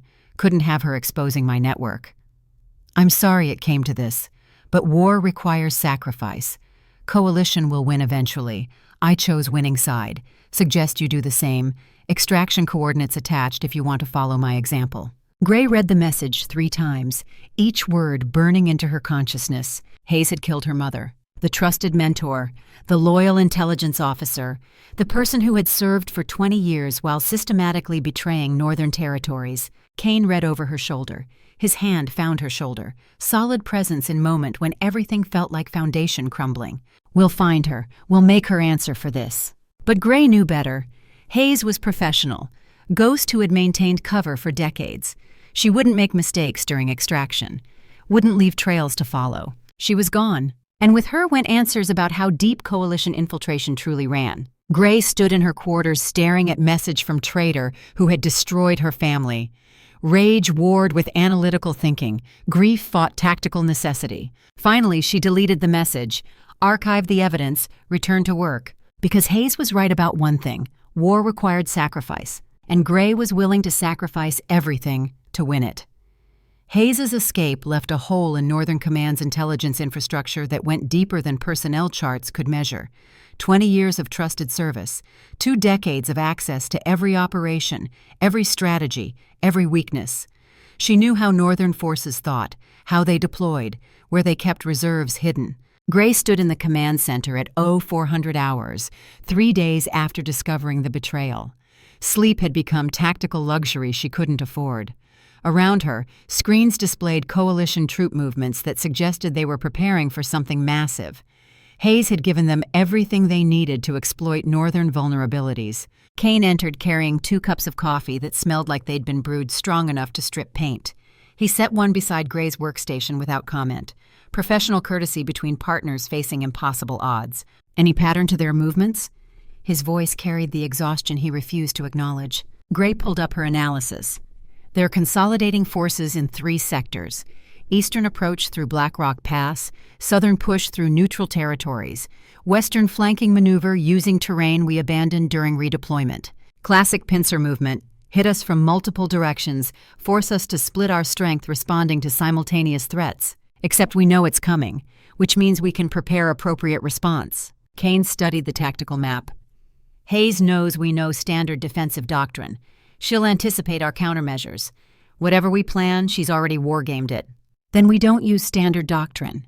We use something she wouldn't expect, because it violates everything she knows about Northern tactical thinking. Such as? Gray had been working the problem since Hayes disappeared, analyzing not just coalition movements, but Hayes's psychology. What would the master intelligence officer expect? What would she dismiss as impossible? We don't defend, we attack. Kane's eyebrows rose fractionally, closest thing to surprise Gray had seen from him. Explain. Coalition is preparing 3-pronged assault. They expect us to fortify defensive positions, concentrate forces at strong points, prepare to absorb attacks and counterattack afterward. Standard defensive posture. Gray highlighted coalition staging areas, but all 3 assault forces are drawing supplies from Central Logistics Hub located here, in coalition territory, 40 miles behind their forward positions. You want to hit their logistics during their assault preparation. I want to eliminate their ability to sustain offensive operations. No supplies, no assault. They'll have to withdraw or risk forces running out of ammunition and fuel mid-attack. Kane studied the map silently, processing implications. That requires deep penetration strike into coalition territory. High risk. If we get caught behind enemy lines during their assault, we lose both the strike force and defensive capability. If we succeed, we eliminate their offensive capability entirely. War ends before major battle happens. And if we fail, then we've lost strike force and coalition proceeds with assault against weakened defensive positions. Catastrophic failure. Kane moved to stand beside her, close enough that she felt the heat from his body. Partnership proximity born of shared tactical thinking rather than romantic impulse. This is exactly the kind of high-risk operation Hayes would expect us to dismiss as too dangerous, which makes it tactically sound because she won't anticipate it. That's my assessment. How many personnel for the strike? Small team. 12 operators maximum. Special forces with infiltration experience. Fast insertion, hit the logistics hub, fast extraction before coalition can respond. 12 people against fortified logistics facility. 12 people with complete intelligence package about facility layout, security protocols, and defensive weaknesses. Gray pulled up reconnaissance data she'd compiled. I've been analyzing satellite imagery for 3 weeks, mapped guard rotations, identified vulnerable access points, calculated optimal strike timing. Kane studied the intelligence, professional appreciation visible in his expression. This is comprehensive. I learned from the best before she betrayed us. You're proposing to use Hayes' own methodology against coalition forces she's advising. Poetic justice aside, it's tactically sound. We know their logistics hub. We know their vulnerabilities. We hit fast, hit hard, withdraw before they mobilize response. I'll lead the strike team. Gray had expected that. Kane led from the front. Always had. Part of what made warriors follow him into situations that should terrify them. And I'm going with you. No, not negotiable. I designed this operation. I know the intelligence better than anyone. You need analyst on site to adapt to changing conditions. Your wolf can't fight. If we get into heavy contact, you're liability. My wolf can't match alpha combat capability, but I can navigate, identify targets, run communications. Different skill set, equally necessary. Kane's jaw clenched.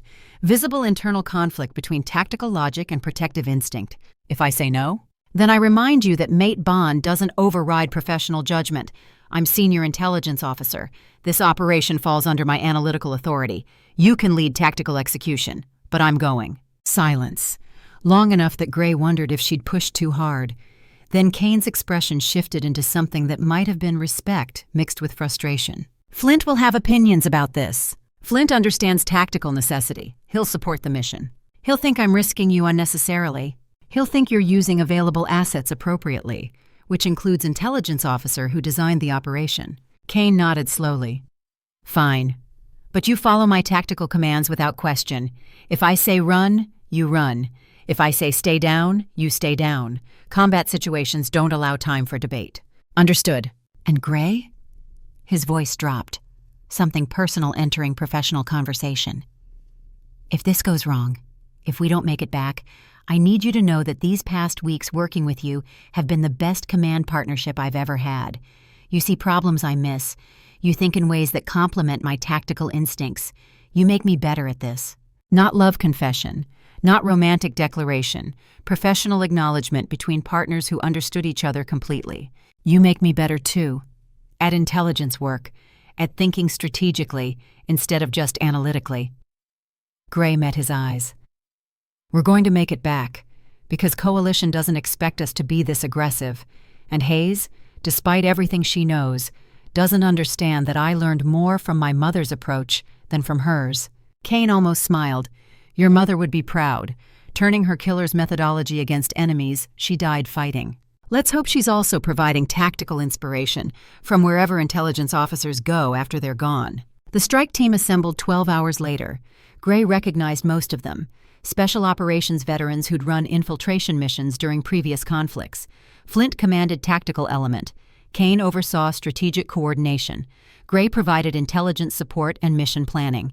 They reviewed the operation in secure briefing room, satellite imagery, facility layouts, guard rotations, extraction contingencies, everything war-gamed until every team member could execute their role in their sleep.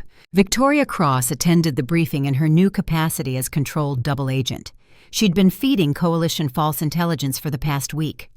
Misinformation about Northern defensive preparations, fake reports about troop concentrations, all designed to make Coalition believe their assault would face expected resistance.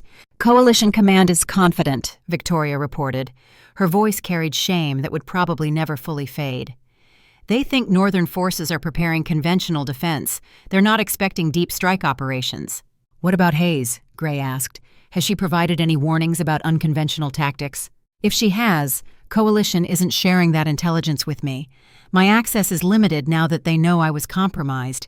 They're using me purely as transmission vector for false intelligence you're feeding them. Which meant Hayes might have warned Coalition Command about potential unconventional responses. Might have suggested they prepare for exactly the kind of operation Northern was planning. Or she might not have. Intelligence work meant operating with incomplete information and hoping tactical planning overcame gaps in knowledge. The mission launched at 2200 hours, dark of moon, cloud cover, reducing visibility, weather conditions that favored infiltration over detection. Gray rode in tactical transport with Flint's team, body armor that felt heavier than she'd expected, communications equipment, weapons she hoped she wouldn't need to use. Her wolf whimpered with anxiety, but Gray forced confidence into her posture. Couldn't show weakness, not when 12 operators were trusting her intelligence to get them home alive. Kane rode in lead vehicle, reviewing final tactical checks with his element. Professional focus. No acknowledgement of the mate bond or personal stakes. Pure operational mindset. They crossed into coalition territory using routes Gray had identified through terrain analysis. Paths that avoided known patrol sectors. Geographic features that provided concealment from aerial surveillance. 3 hours of careful movement through hostile territory, every sound magnified, every shadow potentially concealing enemy forces. Gray's mother's compass hung around her neck. Not magic, just encrypted topographic tool that had helped her navigate complex terrain her entire career. Gray used it now, correlating encrypted map data with real-time GPS to guide the team along optimal infiltration route. They reached their objective at 0200 hours. Coalition logistics hubs sprawled across former civilian industrial complex. Warehouses, fuel depots, ammunition storage, vehicle maintenance facilities, everything necessary to support major offensive operations. And minimal security. Coalition had positioned the hub 40 miles behind front lines, deep in territory they controlled. They weren't expecting threats this far from contested borders. Gray studied the facility through night vision optics. Guard positions exactly where satellite imagery predicted. Patrol patterns matching observed schedules. Everything aligning with her intelligence analysis. Facility layout matches briefing materials, she reported over tactical communications. Guard rotations on expected schedule. No indication of enhanced security or awareness of our presence. Kane's voice came through her earpiece. Calm, controlled. Execute Phase 1. Flint, take your team to southern entrance. My element will hit northern fuel depot. Gray, you're with command post team. Monitor communications and provide real-time updates. The team split, moving with practiced silence through shadows that felt deeper than natural darkness. Gray followed the command post element, 3 operators whose job was establishing communications relay and providing overwatch for assault teams. They positioned on low ridge overlooking the facility. Gray set up monitoring equipment while operators established security perimeter. From here, she could track both assault elements and monitor coalition communication frequencies for any indication they'd detected the intrusion. Flint's team moved first, shaped charges against warehouse doors, controlled detonations that sounded like thunder compressed into microseconds. Then they were inside, placing demolition charges on ammunition stockpiles. Kane's element hit fuel depot simultaneously. Similar approach. Breach, place charges, withdraw. Textbook special operations execution. Gray watched through surveillance feeds from team helmet cameras. Professional precision, no wasted movement, no hesitation. Then coalition alarms started screaming. Not response to the actual assault. Something else. Gray checked communication intercepts and felt ice form in her stomach. Hayes's voice on coalition command frequency. Northern Strike Team at Logistics Hub. Multiple elements. Recommend immediate response with overwhelming force. She'd been waiting, monitoring, ready to warn Coalition the moment Northern attempted exactly the operation she knew they'd consider. Gray keyed her mic. Kane, we're compromised. Hayes warned them. Coalition is mobilizing response force. How long until they arrive?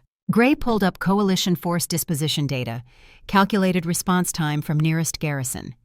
15 minutes to first responders, 30 minutes to heavy reinforcements. Demo teams expedite placement. We need to be clear in 10 minutes. The operation accelerated. Operators moving faster, precision giving way to speed.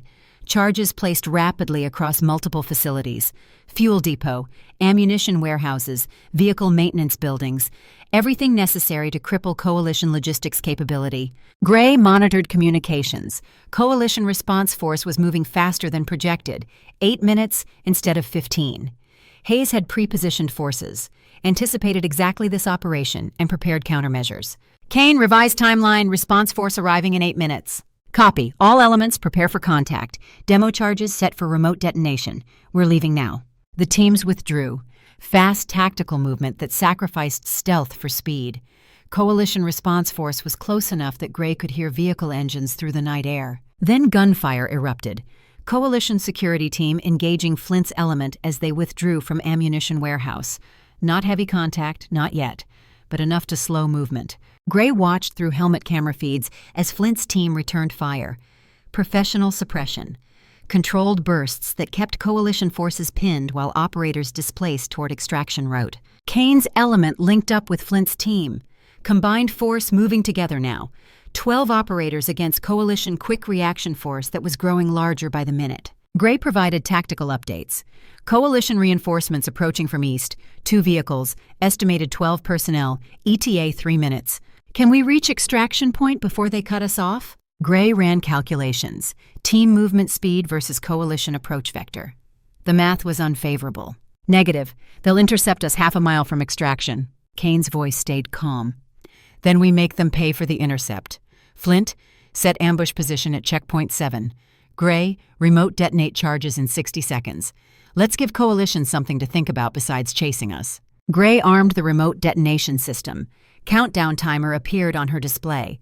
60 seconds until massive explosions turned Coalition Logistics Hub into burning wreckage. The team reached ambush position, natural choke point where Coalition vehicles would have to slow down to navigate terrain, perfect kill zone for prepared defenders. 30 seconds. Coalition vehicles appeared, moving fast, confident. They thought they were pursuing retreating enemy force, didn't expect prepared ambush. 15 seconds. Kane gave the order. Fire! Coordinated volleys from 12 positions simultaneously. Focused fire that disabled lead vehicle and forced second vehicle to stop. Coalition forces dismounting, taking cover, returning fire. 0 seconds. Gray triggered detonation. Behind them, Coalition Logistics Hub erupted. Fuel depots exploding in massive fireballs that turned night into day. Ammunition warehouses detonating in cascading secondary explosions. The force of the blasts visible even from 3 miles away. Coalition forces stopped shooting, staring at destruction of their strategic logistics capability. Entire facility reduced to burning ruins in span of seconds. Kane used their distraction. Move, now, while they're processing what just happened. The team withdrew. Fast movement toward extraction point. Coalition forces too shocked and disorganized to pursue effectively. They reached extraction 15 minutes later. Vehicles waiting exactly where planned. Drove hard toward Northern Territory, with Coalition response forces scrambling to mobilize pursuit that would come too late. Gray sat in tactical transport, watching satellite feeds of burning logistics hub. Mission success, Coalition offensive capability crippled. No way they could sustain 3-pronged assault without supplies that had just been destroyed. But Hayes had known, had prepared countermeasures, had nearly caught them in kill zone. The war wasn't over. Hayes was still out there, still advising Coalition, still dangerous. They crossed back into Northern Territory as dawn broke over mountain peaks. Safe. Mission accomplished. But Gray couldn't shake feeling that Hayes was planning something else, something worse. Over the next week, Coalition launched exactly the desperate fragmented attacks Gray had predicted. Not coordinated assault. Probing strikes trying to find weakness, trying to salvage something from failed strategic position. Northern forces repelled every attack. The redeployment Gray had recommended months ago paid dividends. Concentrated strength at defendable positions. Mobile reserves that could respond to threats. Coalition found no easy targets. But the attacks kept coming. Smaller. More desperate. Coalition was bleeding resources trying to maintain offensive pressure they could no longer sustain. Gray analyzed the pattern from command center, surrounded by tactical displays showing Coalition forces exhausting themselves against prepared defenses. And underneath the tactical data, she tracked something else. Communications intercepts, movement patterns, the ghost of Hayes operating in shadows. "She's getting desperate too," Gray said to Kane during late-night strategy session. Just the two of them reviewing intelligence. Hayes staked her reputation on Coalition victory. Now they're losing. She'll try something dramatic to salvage the situation. What kind of dramatic? Unknown. But I've been tracking her communication patterns through Coalition intercepts. She's coordinating with someone in neutral territory, regular meetings every 72 hours. Kane studied the pattern analysis. You want to intercept. I want to end this. Hayes has information about Coalition intelligence networks that extends beyond current conflict. She's been operating for 2 decades, knows every asset, every operation, every compromise. That intelligence is too valuable to lose to Coalition extraction. She's also extremely dangerous and highly trained.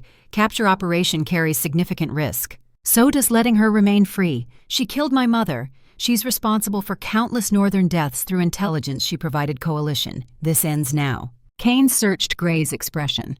looking for emotion that would compromise tactical judgment, finding only cold professional focus. This is personal for you. Everything in war is personal. Question is whether personal motivation aligns with tactical necessity. In this case, it does.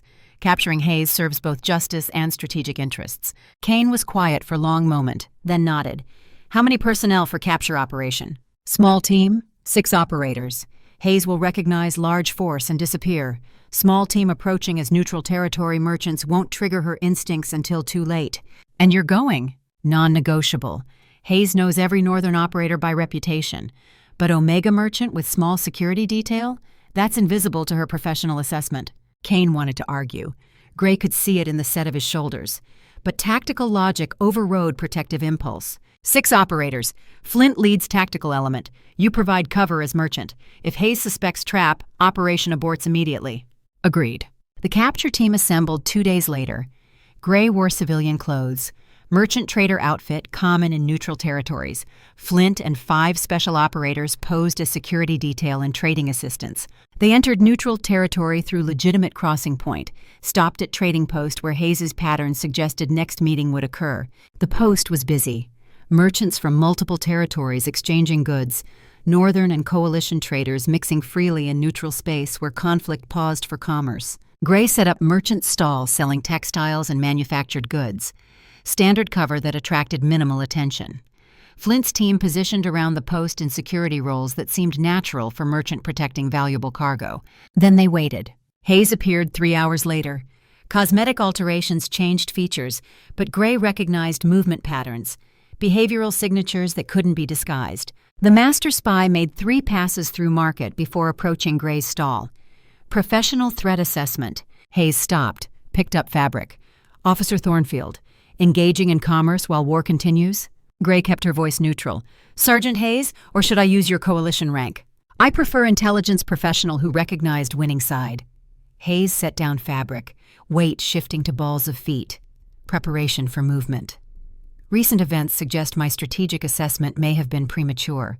Your logistics strike was impressive. Winning side that lost 60% of logistics capability? Hayes smiled. Temporary setback. But you didn't come to debate strategy, you came to arrest me. Came to offer choice. Surrender peacefully. Provide complete intelligence on coalition networks. Face tribunal with cooperation affecting sentencing, or resist. Consequences from Omega analyst playing at fieldwork? Hayes's tone carried dismissal. You're not physical threat. I learned from the best, before she murdered my mother. Something flickered in Hayes's expression. Your mother's death was professional necessity, not personal vendetta. I made choice any intelligence professional makes when mission conflicts with sentiment. She had integrity you'll never understand. Gray gave signal. 6 operators converged. Professional capture formation closing escape routes. Hayes assessed in fraction of second. 6 armed professionals. No escape without getting shot. She raised hands in surrender. Well played. Your mother would approve. Pause. Before you secure me, Coalition has contingency plan. I triggered alert before approaching. Response team approximately 8 minutes out. Gray checked intercept equipment. Coalition military frequency active. Encrypted deployment traffic. Hayes wasn't bluffing. Flint, we have inbound hostiles. ETA 8 minutes. Secure prisoner and prepare for extraction under contact. The team moved with practiced efficiency. Hayes restrained with military-grade bindings. Team repositioning toward vehicles. But 8 minutes wasn't enough time to clear neutral territory before coalition forces arrived. They'd have to fight their way out. Gray ran tactical calculations. Coalition would send overwhelming force. Couldn't risk Hayes being captured with all the intelligence she possessed. Northern team was outnumbered and operating in foreign territory. Kane, Gray said over encrypted command channel. We have Hayes but coalition response inbound.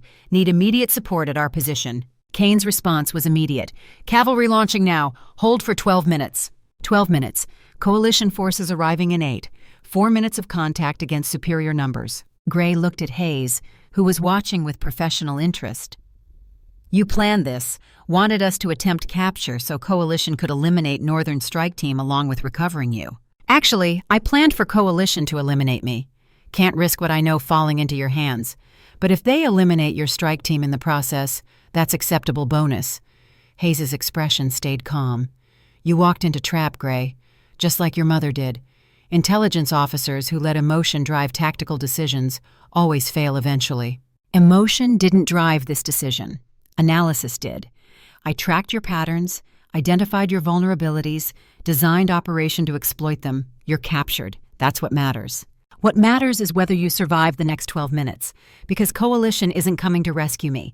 They're coming to kill everyone here and destroy the evidence. Coalition vehicles appeared on perimeter, 6 heavy trucks, troop transports designed for rapid deployment of infantry units, approximately 40 personnel, all heavily armed, military-grade weapons, body armor, night vision equipment. This wasn't security patrol. This was kill teams sent to eliminate threats permanently. Flint positioned his team in defensive formation, operators moving to cover positions with professional efficiency.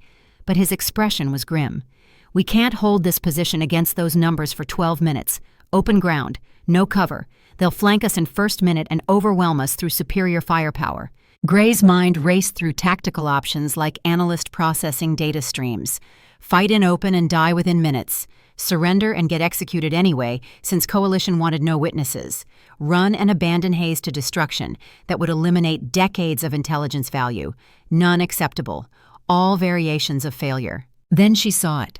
The trading post had warehouse complex behind main market area, storage facilities where merchants kept inventory between trading periods, structures that provided cover and concealment, narrow corridors between buildings that would channel Coalition approach, natural defensive positions that would force superior numbers into confined engagement where Northern tactical skill could offset numerical disadvantage.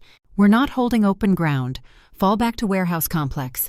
Use structures to channel their approach. Force them to come at us through confined spaces where they can't use numerical advantage. Make them pay for every meter they advance. The team moved immediately.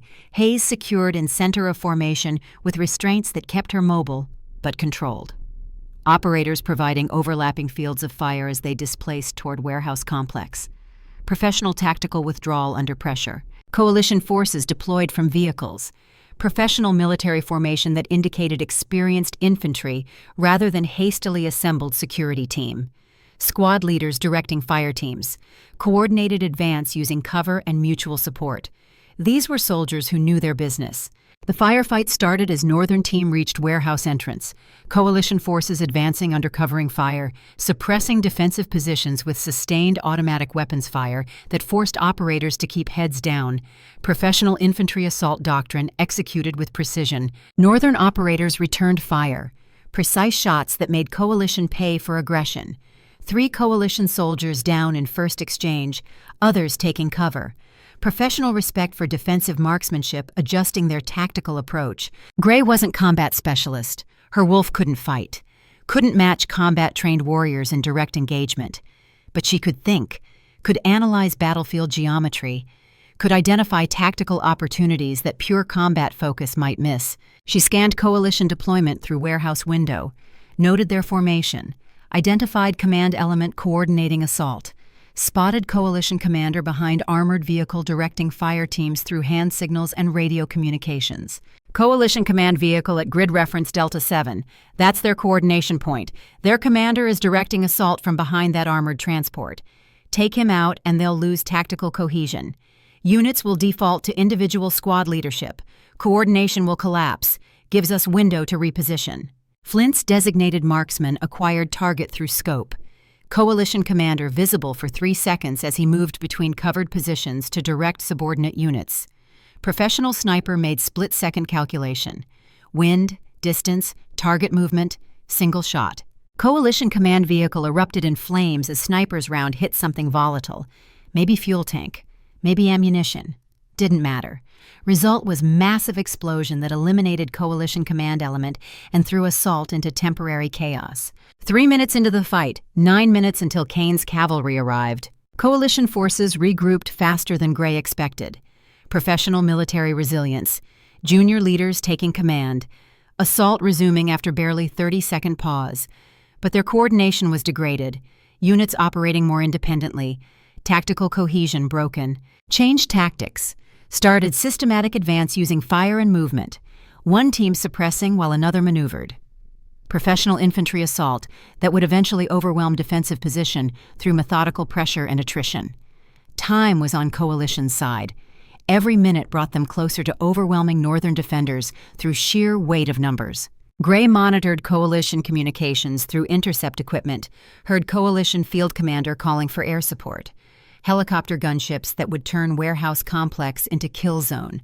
Thermal imaging that would identify defensive positions through walls. Heavy weapons that would demolish structures providing cover. They're bringing gunships, ETA 6 minutes. 6 minutes until air support arrived. 9 minutes until friendly reinforcements. The math didn't work. Coalition gunships would arrive 3 minutes before Kane's forces. 3 minutes of helicopters engaging static defensive position. Northern team would be destroyed before rescue arrived. Hayes watched from her restrained position against warehouse wall. You should surrender.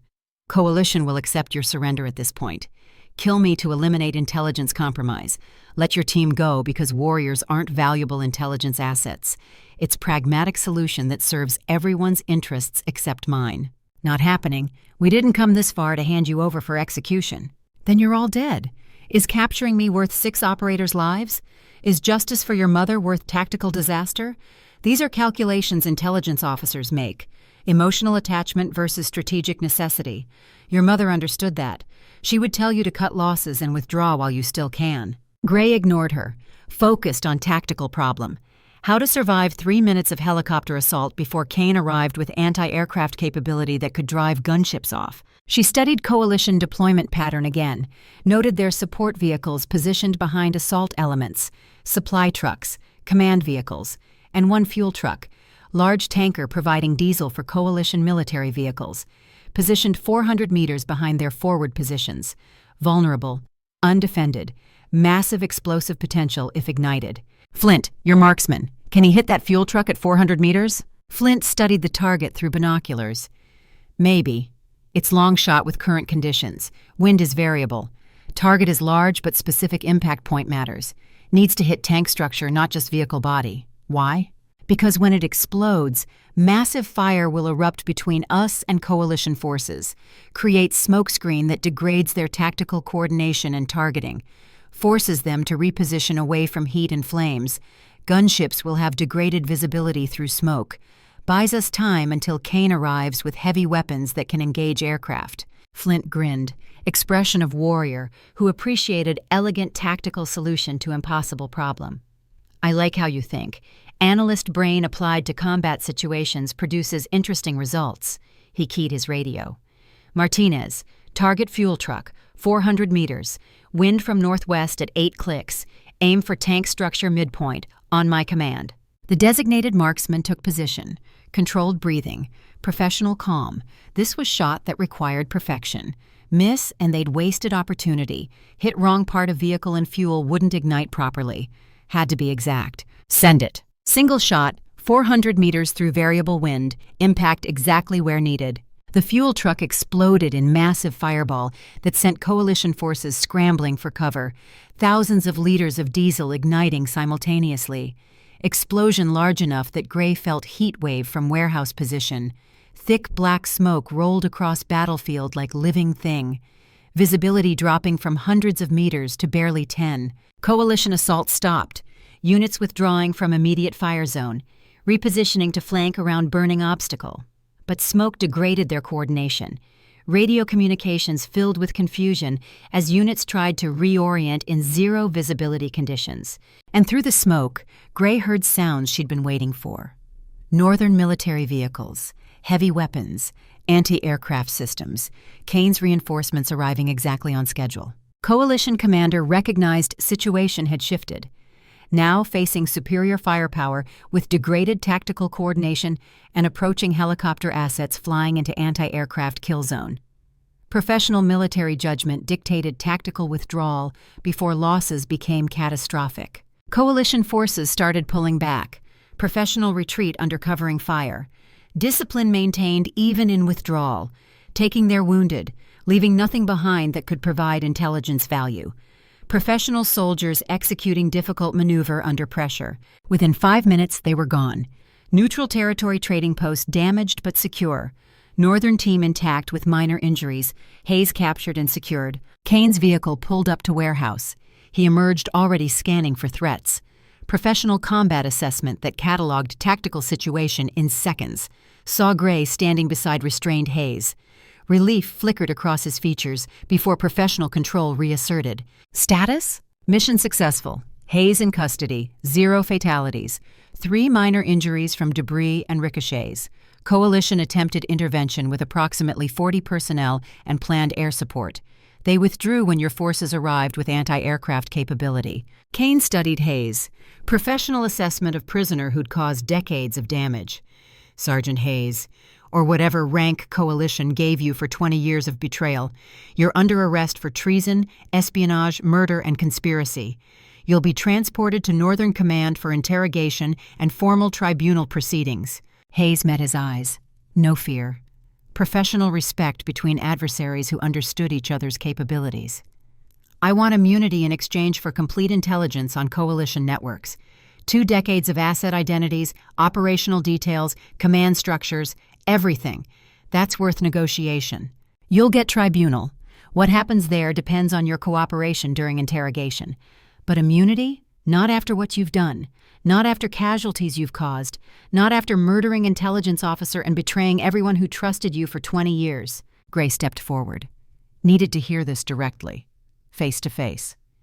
Hayes, my mother. Tell me why. Not professional justification. Real reason. What made betraying her worth it? Hayes looked at her. Something that might have been regret crossed her features. Brief, quickly suppressed. Your mother was brilliant. Best intelligence officer I ever worked with or against. She identified pattern in Coalition infiltration network that would have exposed entire operation I'd spent decades building. Couldn't let that happen. So I arranged her elimination during what she thought was joint operation, sold her location to Coalition kill team, made it look like operational accident rather than deliberate betrayal. She paused. It was professional decision, strategic necessity, nothing personal. Your mother would have made same choice if positions were reversed and her operation was threatened.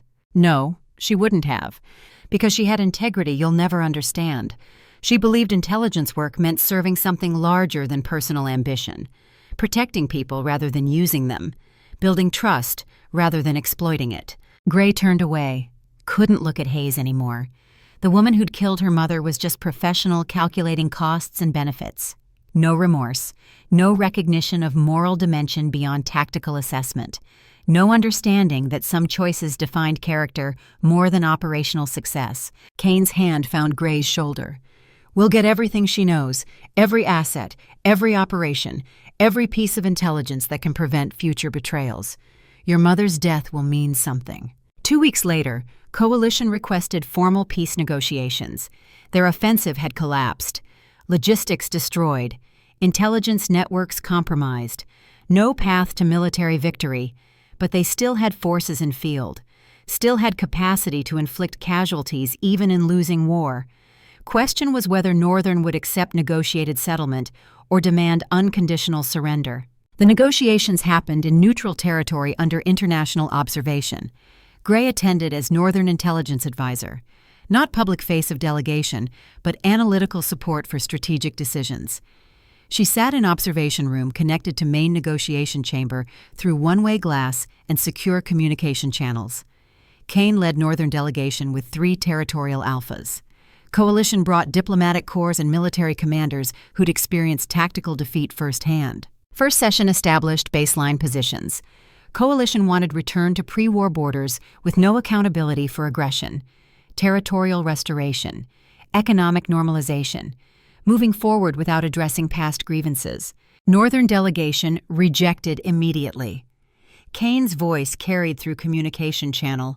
You started war of aggression, invaded sovereign territory, killed civilians and combatants, ran intelligence operations that undermined our security for decades. There must be accountability or peace means nothing. Coalition chief negotiator was older diplomat who'd spent career managing territorial conflicts. Accountability means war crimes tribunals, public trials, political humiliation that will make domestic acceptance of peace impossible for our leadership. You want accountability? You'll get renewed conflict when populations reject terms as surrender rather than peace. Then you explain to your populations why leadership chose continued war over accepting responsibility for past actions. 3 hours of circular argument. Coalition refusing accountability. Northern refusing peace without justice. Stalemate that threatened to collapse negotiations before they truly started. Gray watched diplomatic theater through observation window and analyzed pattern. Coalition wasn't negotiating, they were performing for domestic audiences, showing strength, demonstrating they hadn't simply surrendered. Posturing mattered more than substance in early sessions. She keyed communication channel to Kane. They're not serious yet. This is opening positioning for domestic consumption. Push back hard but don't walk out. Let them exhaust their theater before real negotiation begins. Kane acknowledged with subtle nod, continued applying pressure without escalating to breakdown. Professional diplomacy. Second day brought shift. Coalition military commanders spoke directly, rather than letting diplomats manage message. General Marcus Chen commanded Coalition Eastern Forces. Gray recognized his name from intelligence assessments. Professional soldier, pragmatist rather than ideologue. Let's address reality, Chen said. Coalition cannot win militarily. Northern has superiority in logistics, intelligence, and tactical execution. We lost. Question is, whether peace terms acknowledge both sides made mistakes, or whether Northern demands humiliation that makes peace politically impossible, Kane responded. Coalition started this war. Coalition ran infiltration operations for decades. Coalition killed Northern citizens and warriors. Northern didn't make mistakes equivalent to deliberate aggression. We responded to attacks we didn't initiate. Northern forces killed Coalition civilians in artillery strikes on what you claimed were military targets.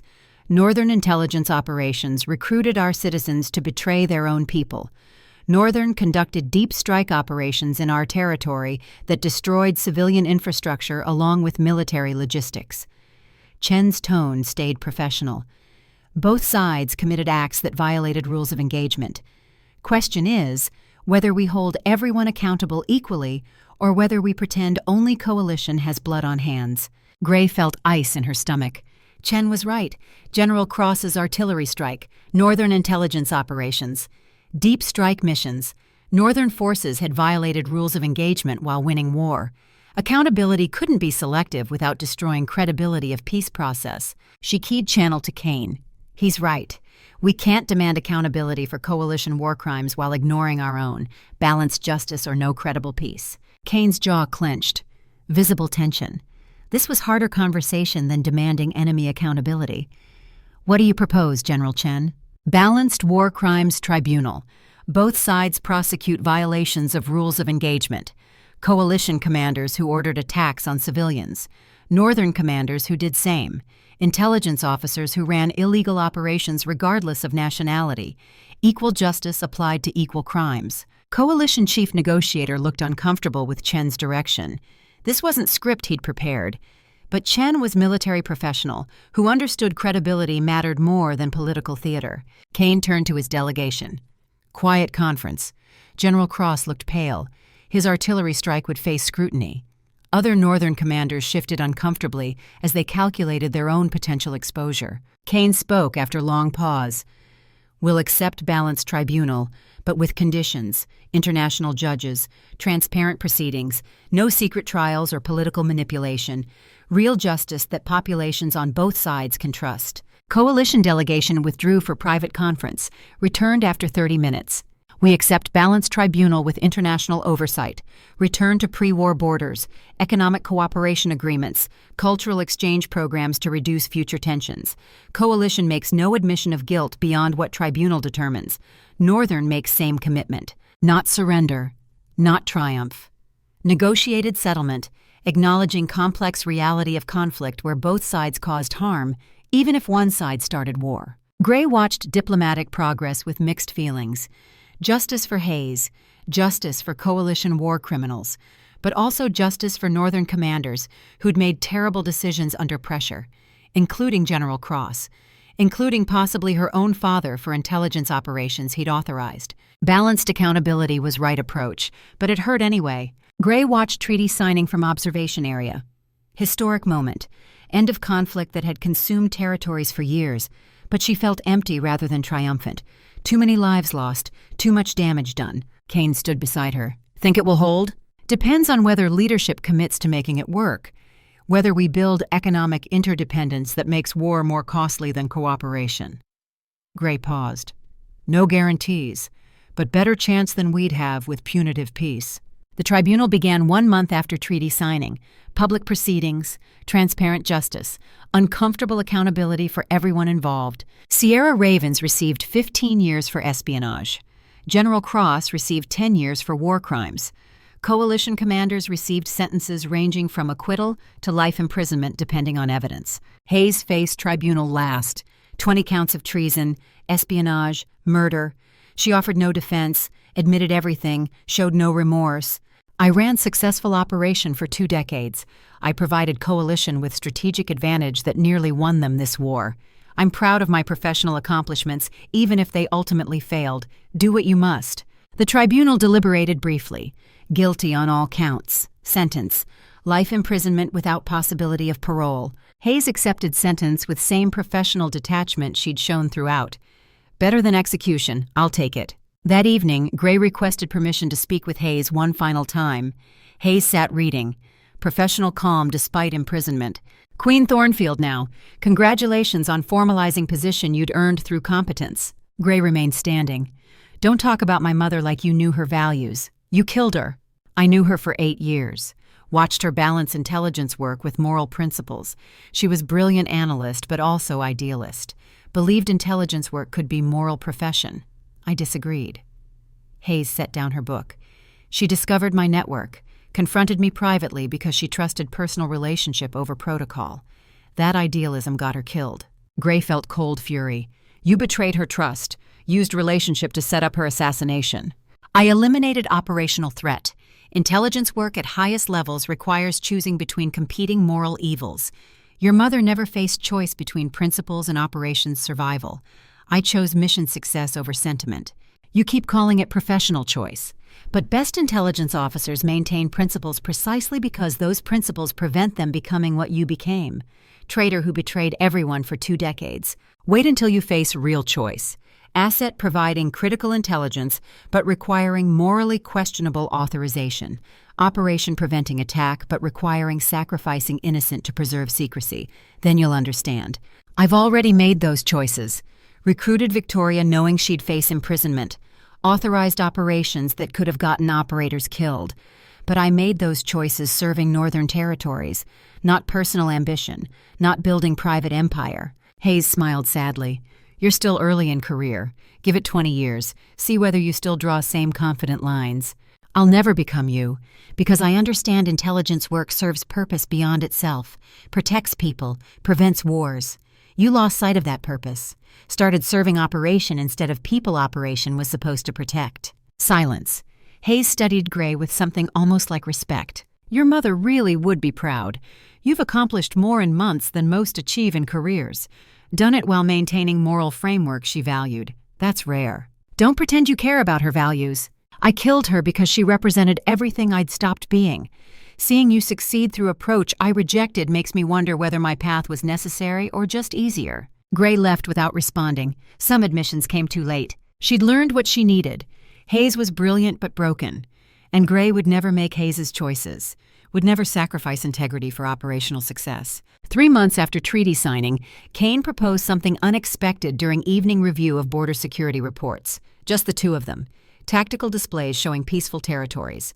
The council wants me to formalize mate bond with traditional queen ceremony, public recognition of partnership. Gray looked up from analysis. You're asking if I want formal recognition? I'm asking if you want authority that matches responsibility you already carry. Queens aren't decorative. They're co-leaders with formal power over intelligence and diplomatic operations. Official acknowledgement of work you already do. Gray thought about her mother. About partnership with Kane built on competence rather than hierarchy. I accept. Not for recognition. Because formal partnership sends message about leadership based on merit instead of tradition. The ceremony happened 2 weeks later. Small gathering, simple formal dress, and her mother's compass. Kane kept ceremony brief. Recognition of partnership, acknowledgement of contributions. When concluded, Gray was officially Queen of Northern Territories. She felt exactly the same as before, which was the point. That evening, Kane poured wine and raised toast. To partnership. Gray touched her glass to his. To partnership. And proving quiet strength reshapes kingdoms when applied with precision. Outside, territories slept peacefully. Inside, intelligence officer and warrior king planned tomorrow's work. Peace to maintain through constant vigilance. Different warfare, fought with analysis and diplomacy. Gray had found her place. Intelligence officer, queen, partner, daughter honoring her mother's legacy through building peace worth protecting. The work was never done, and she was ready.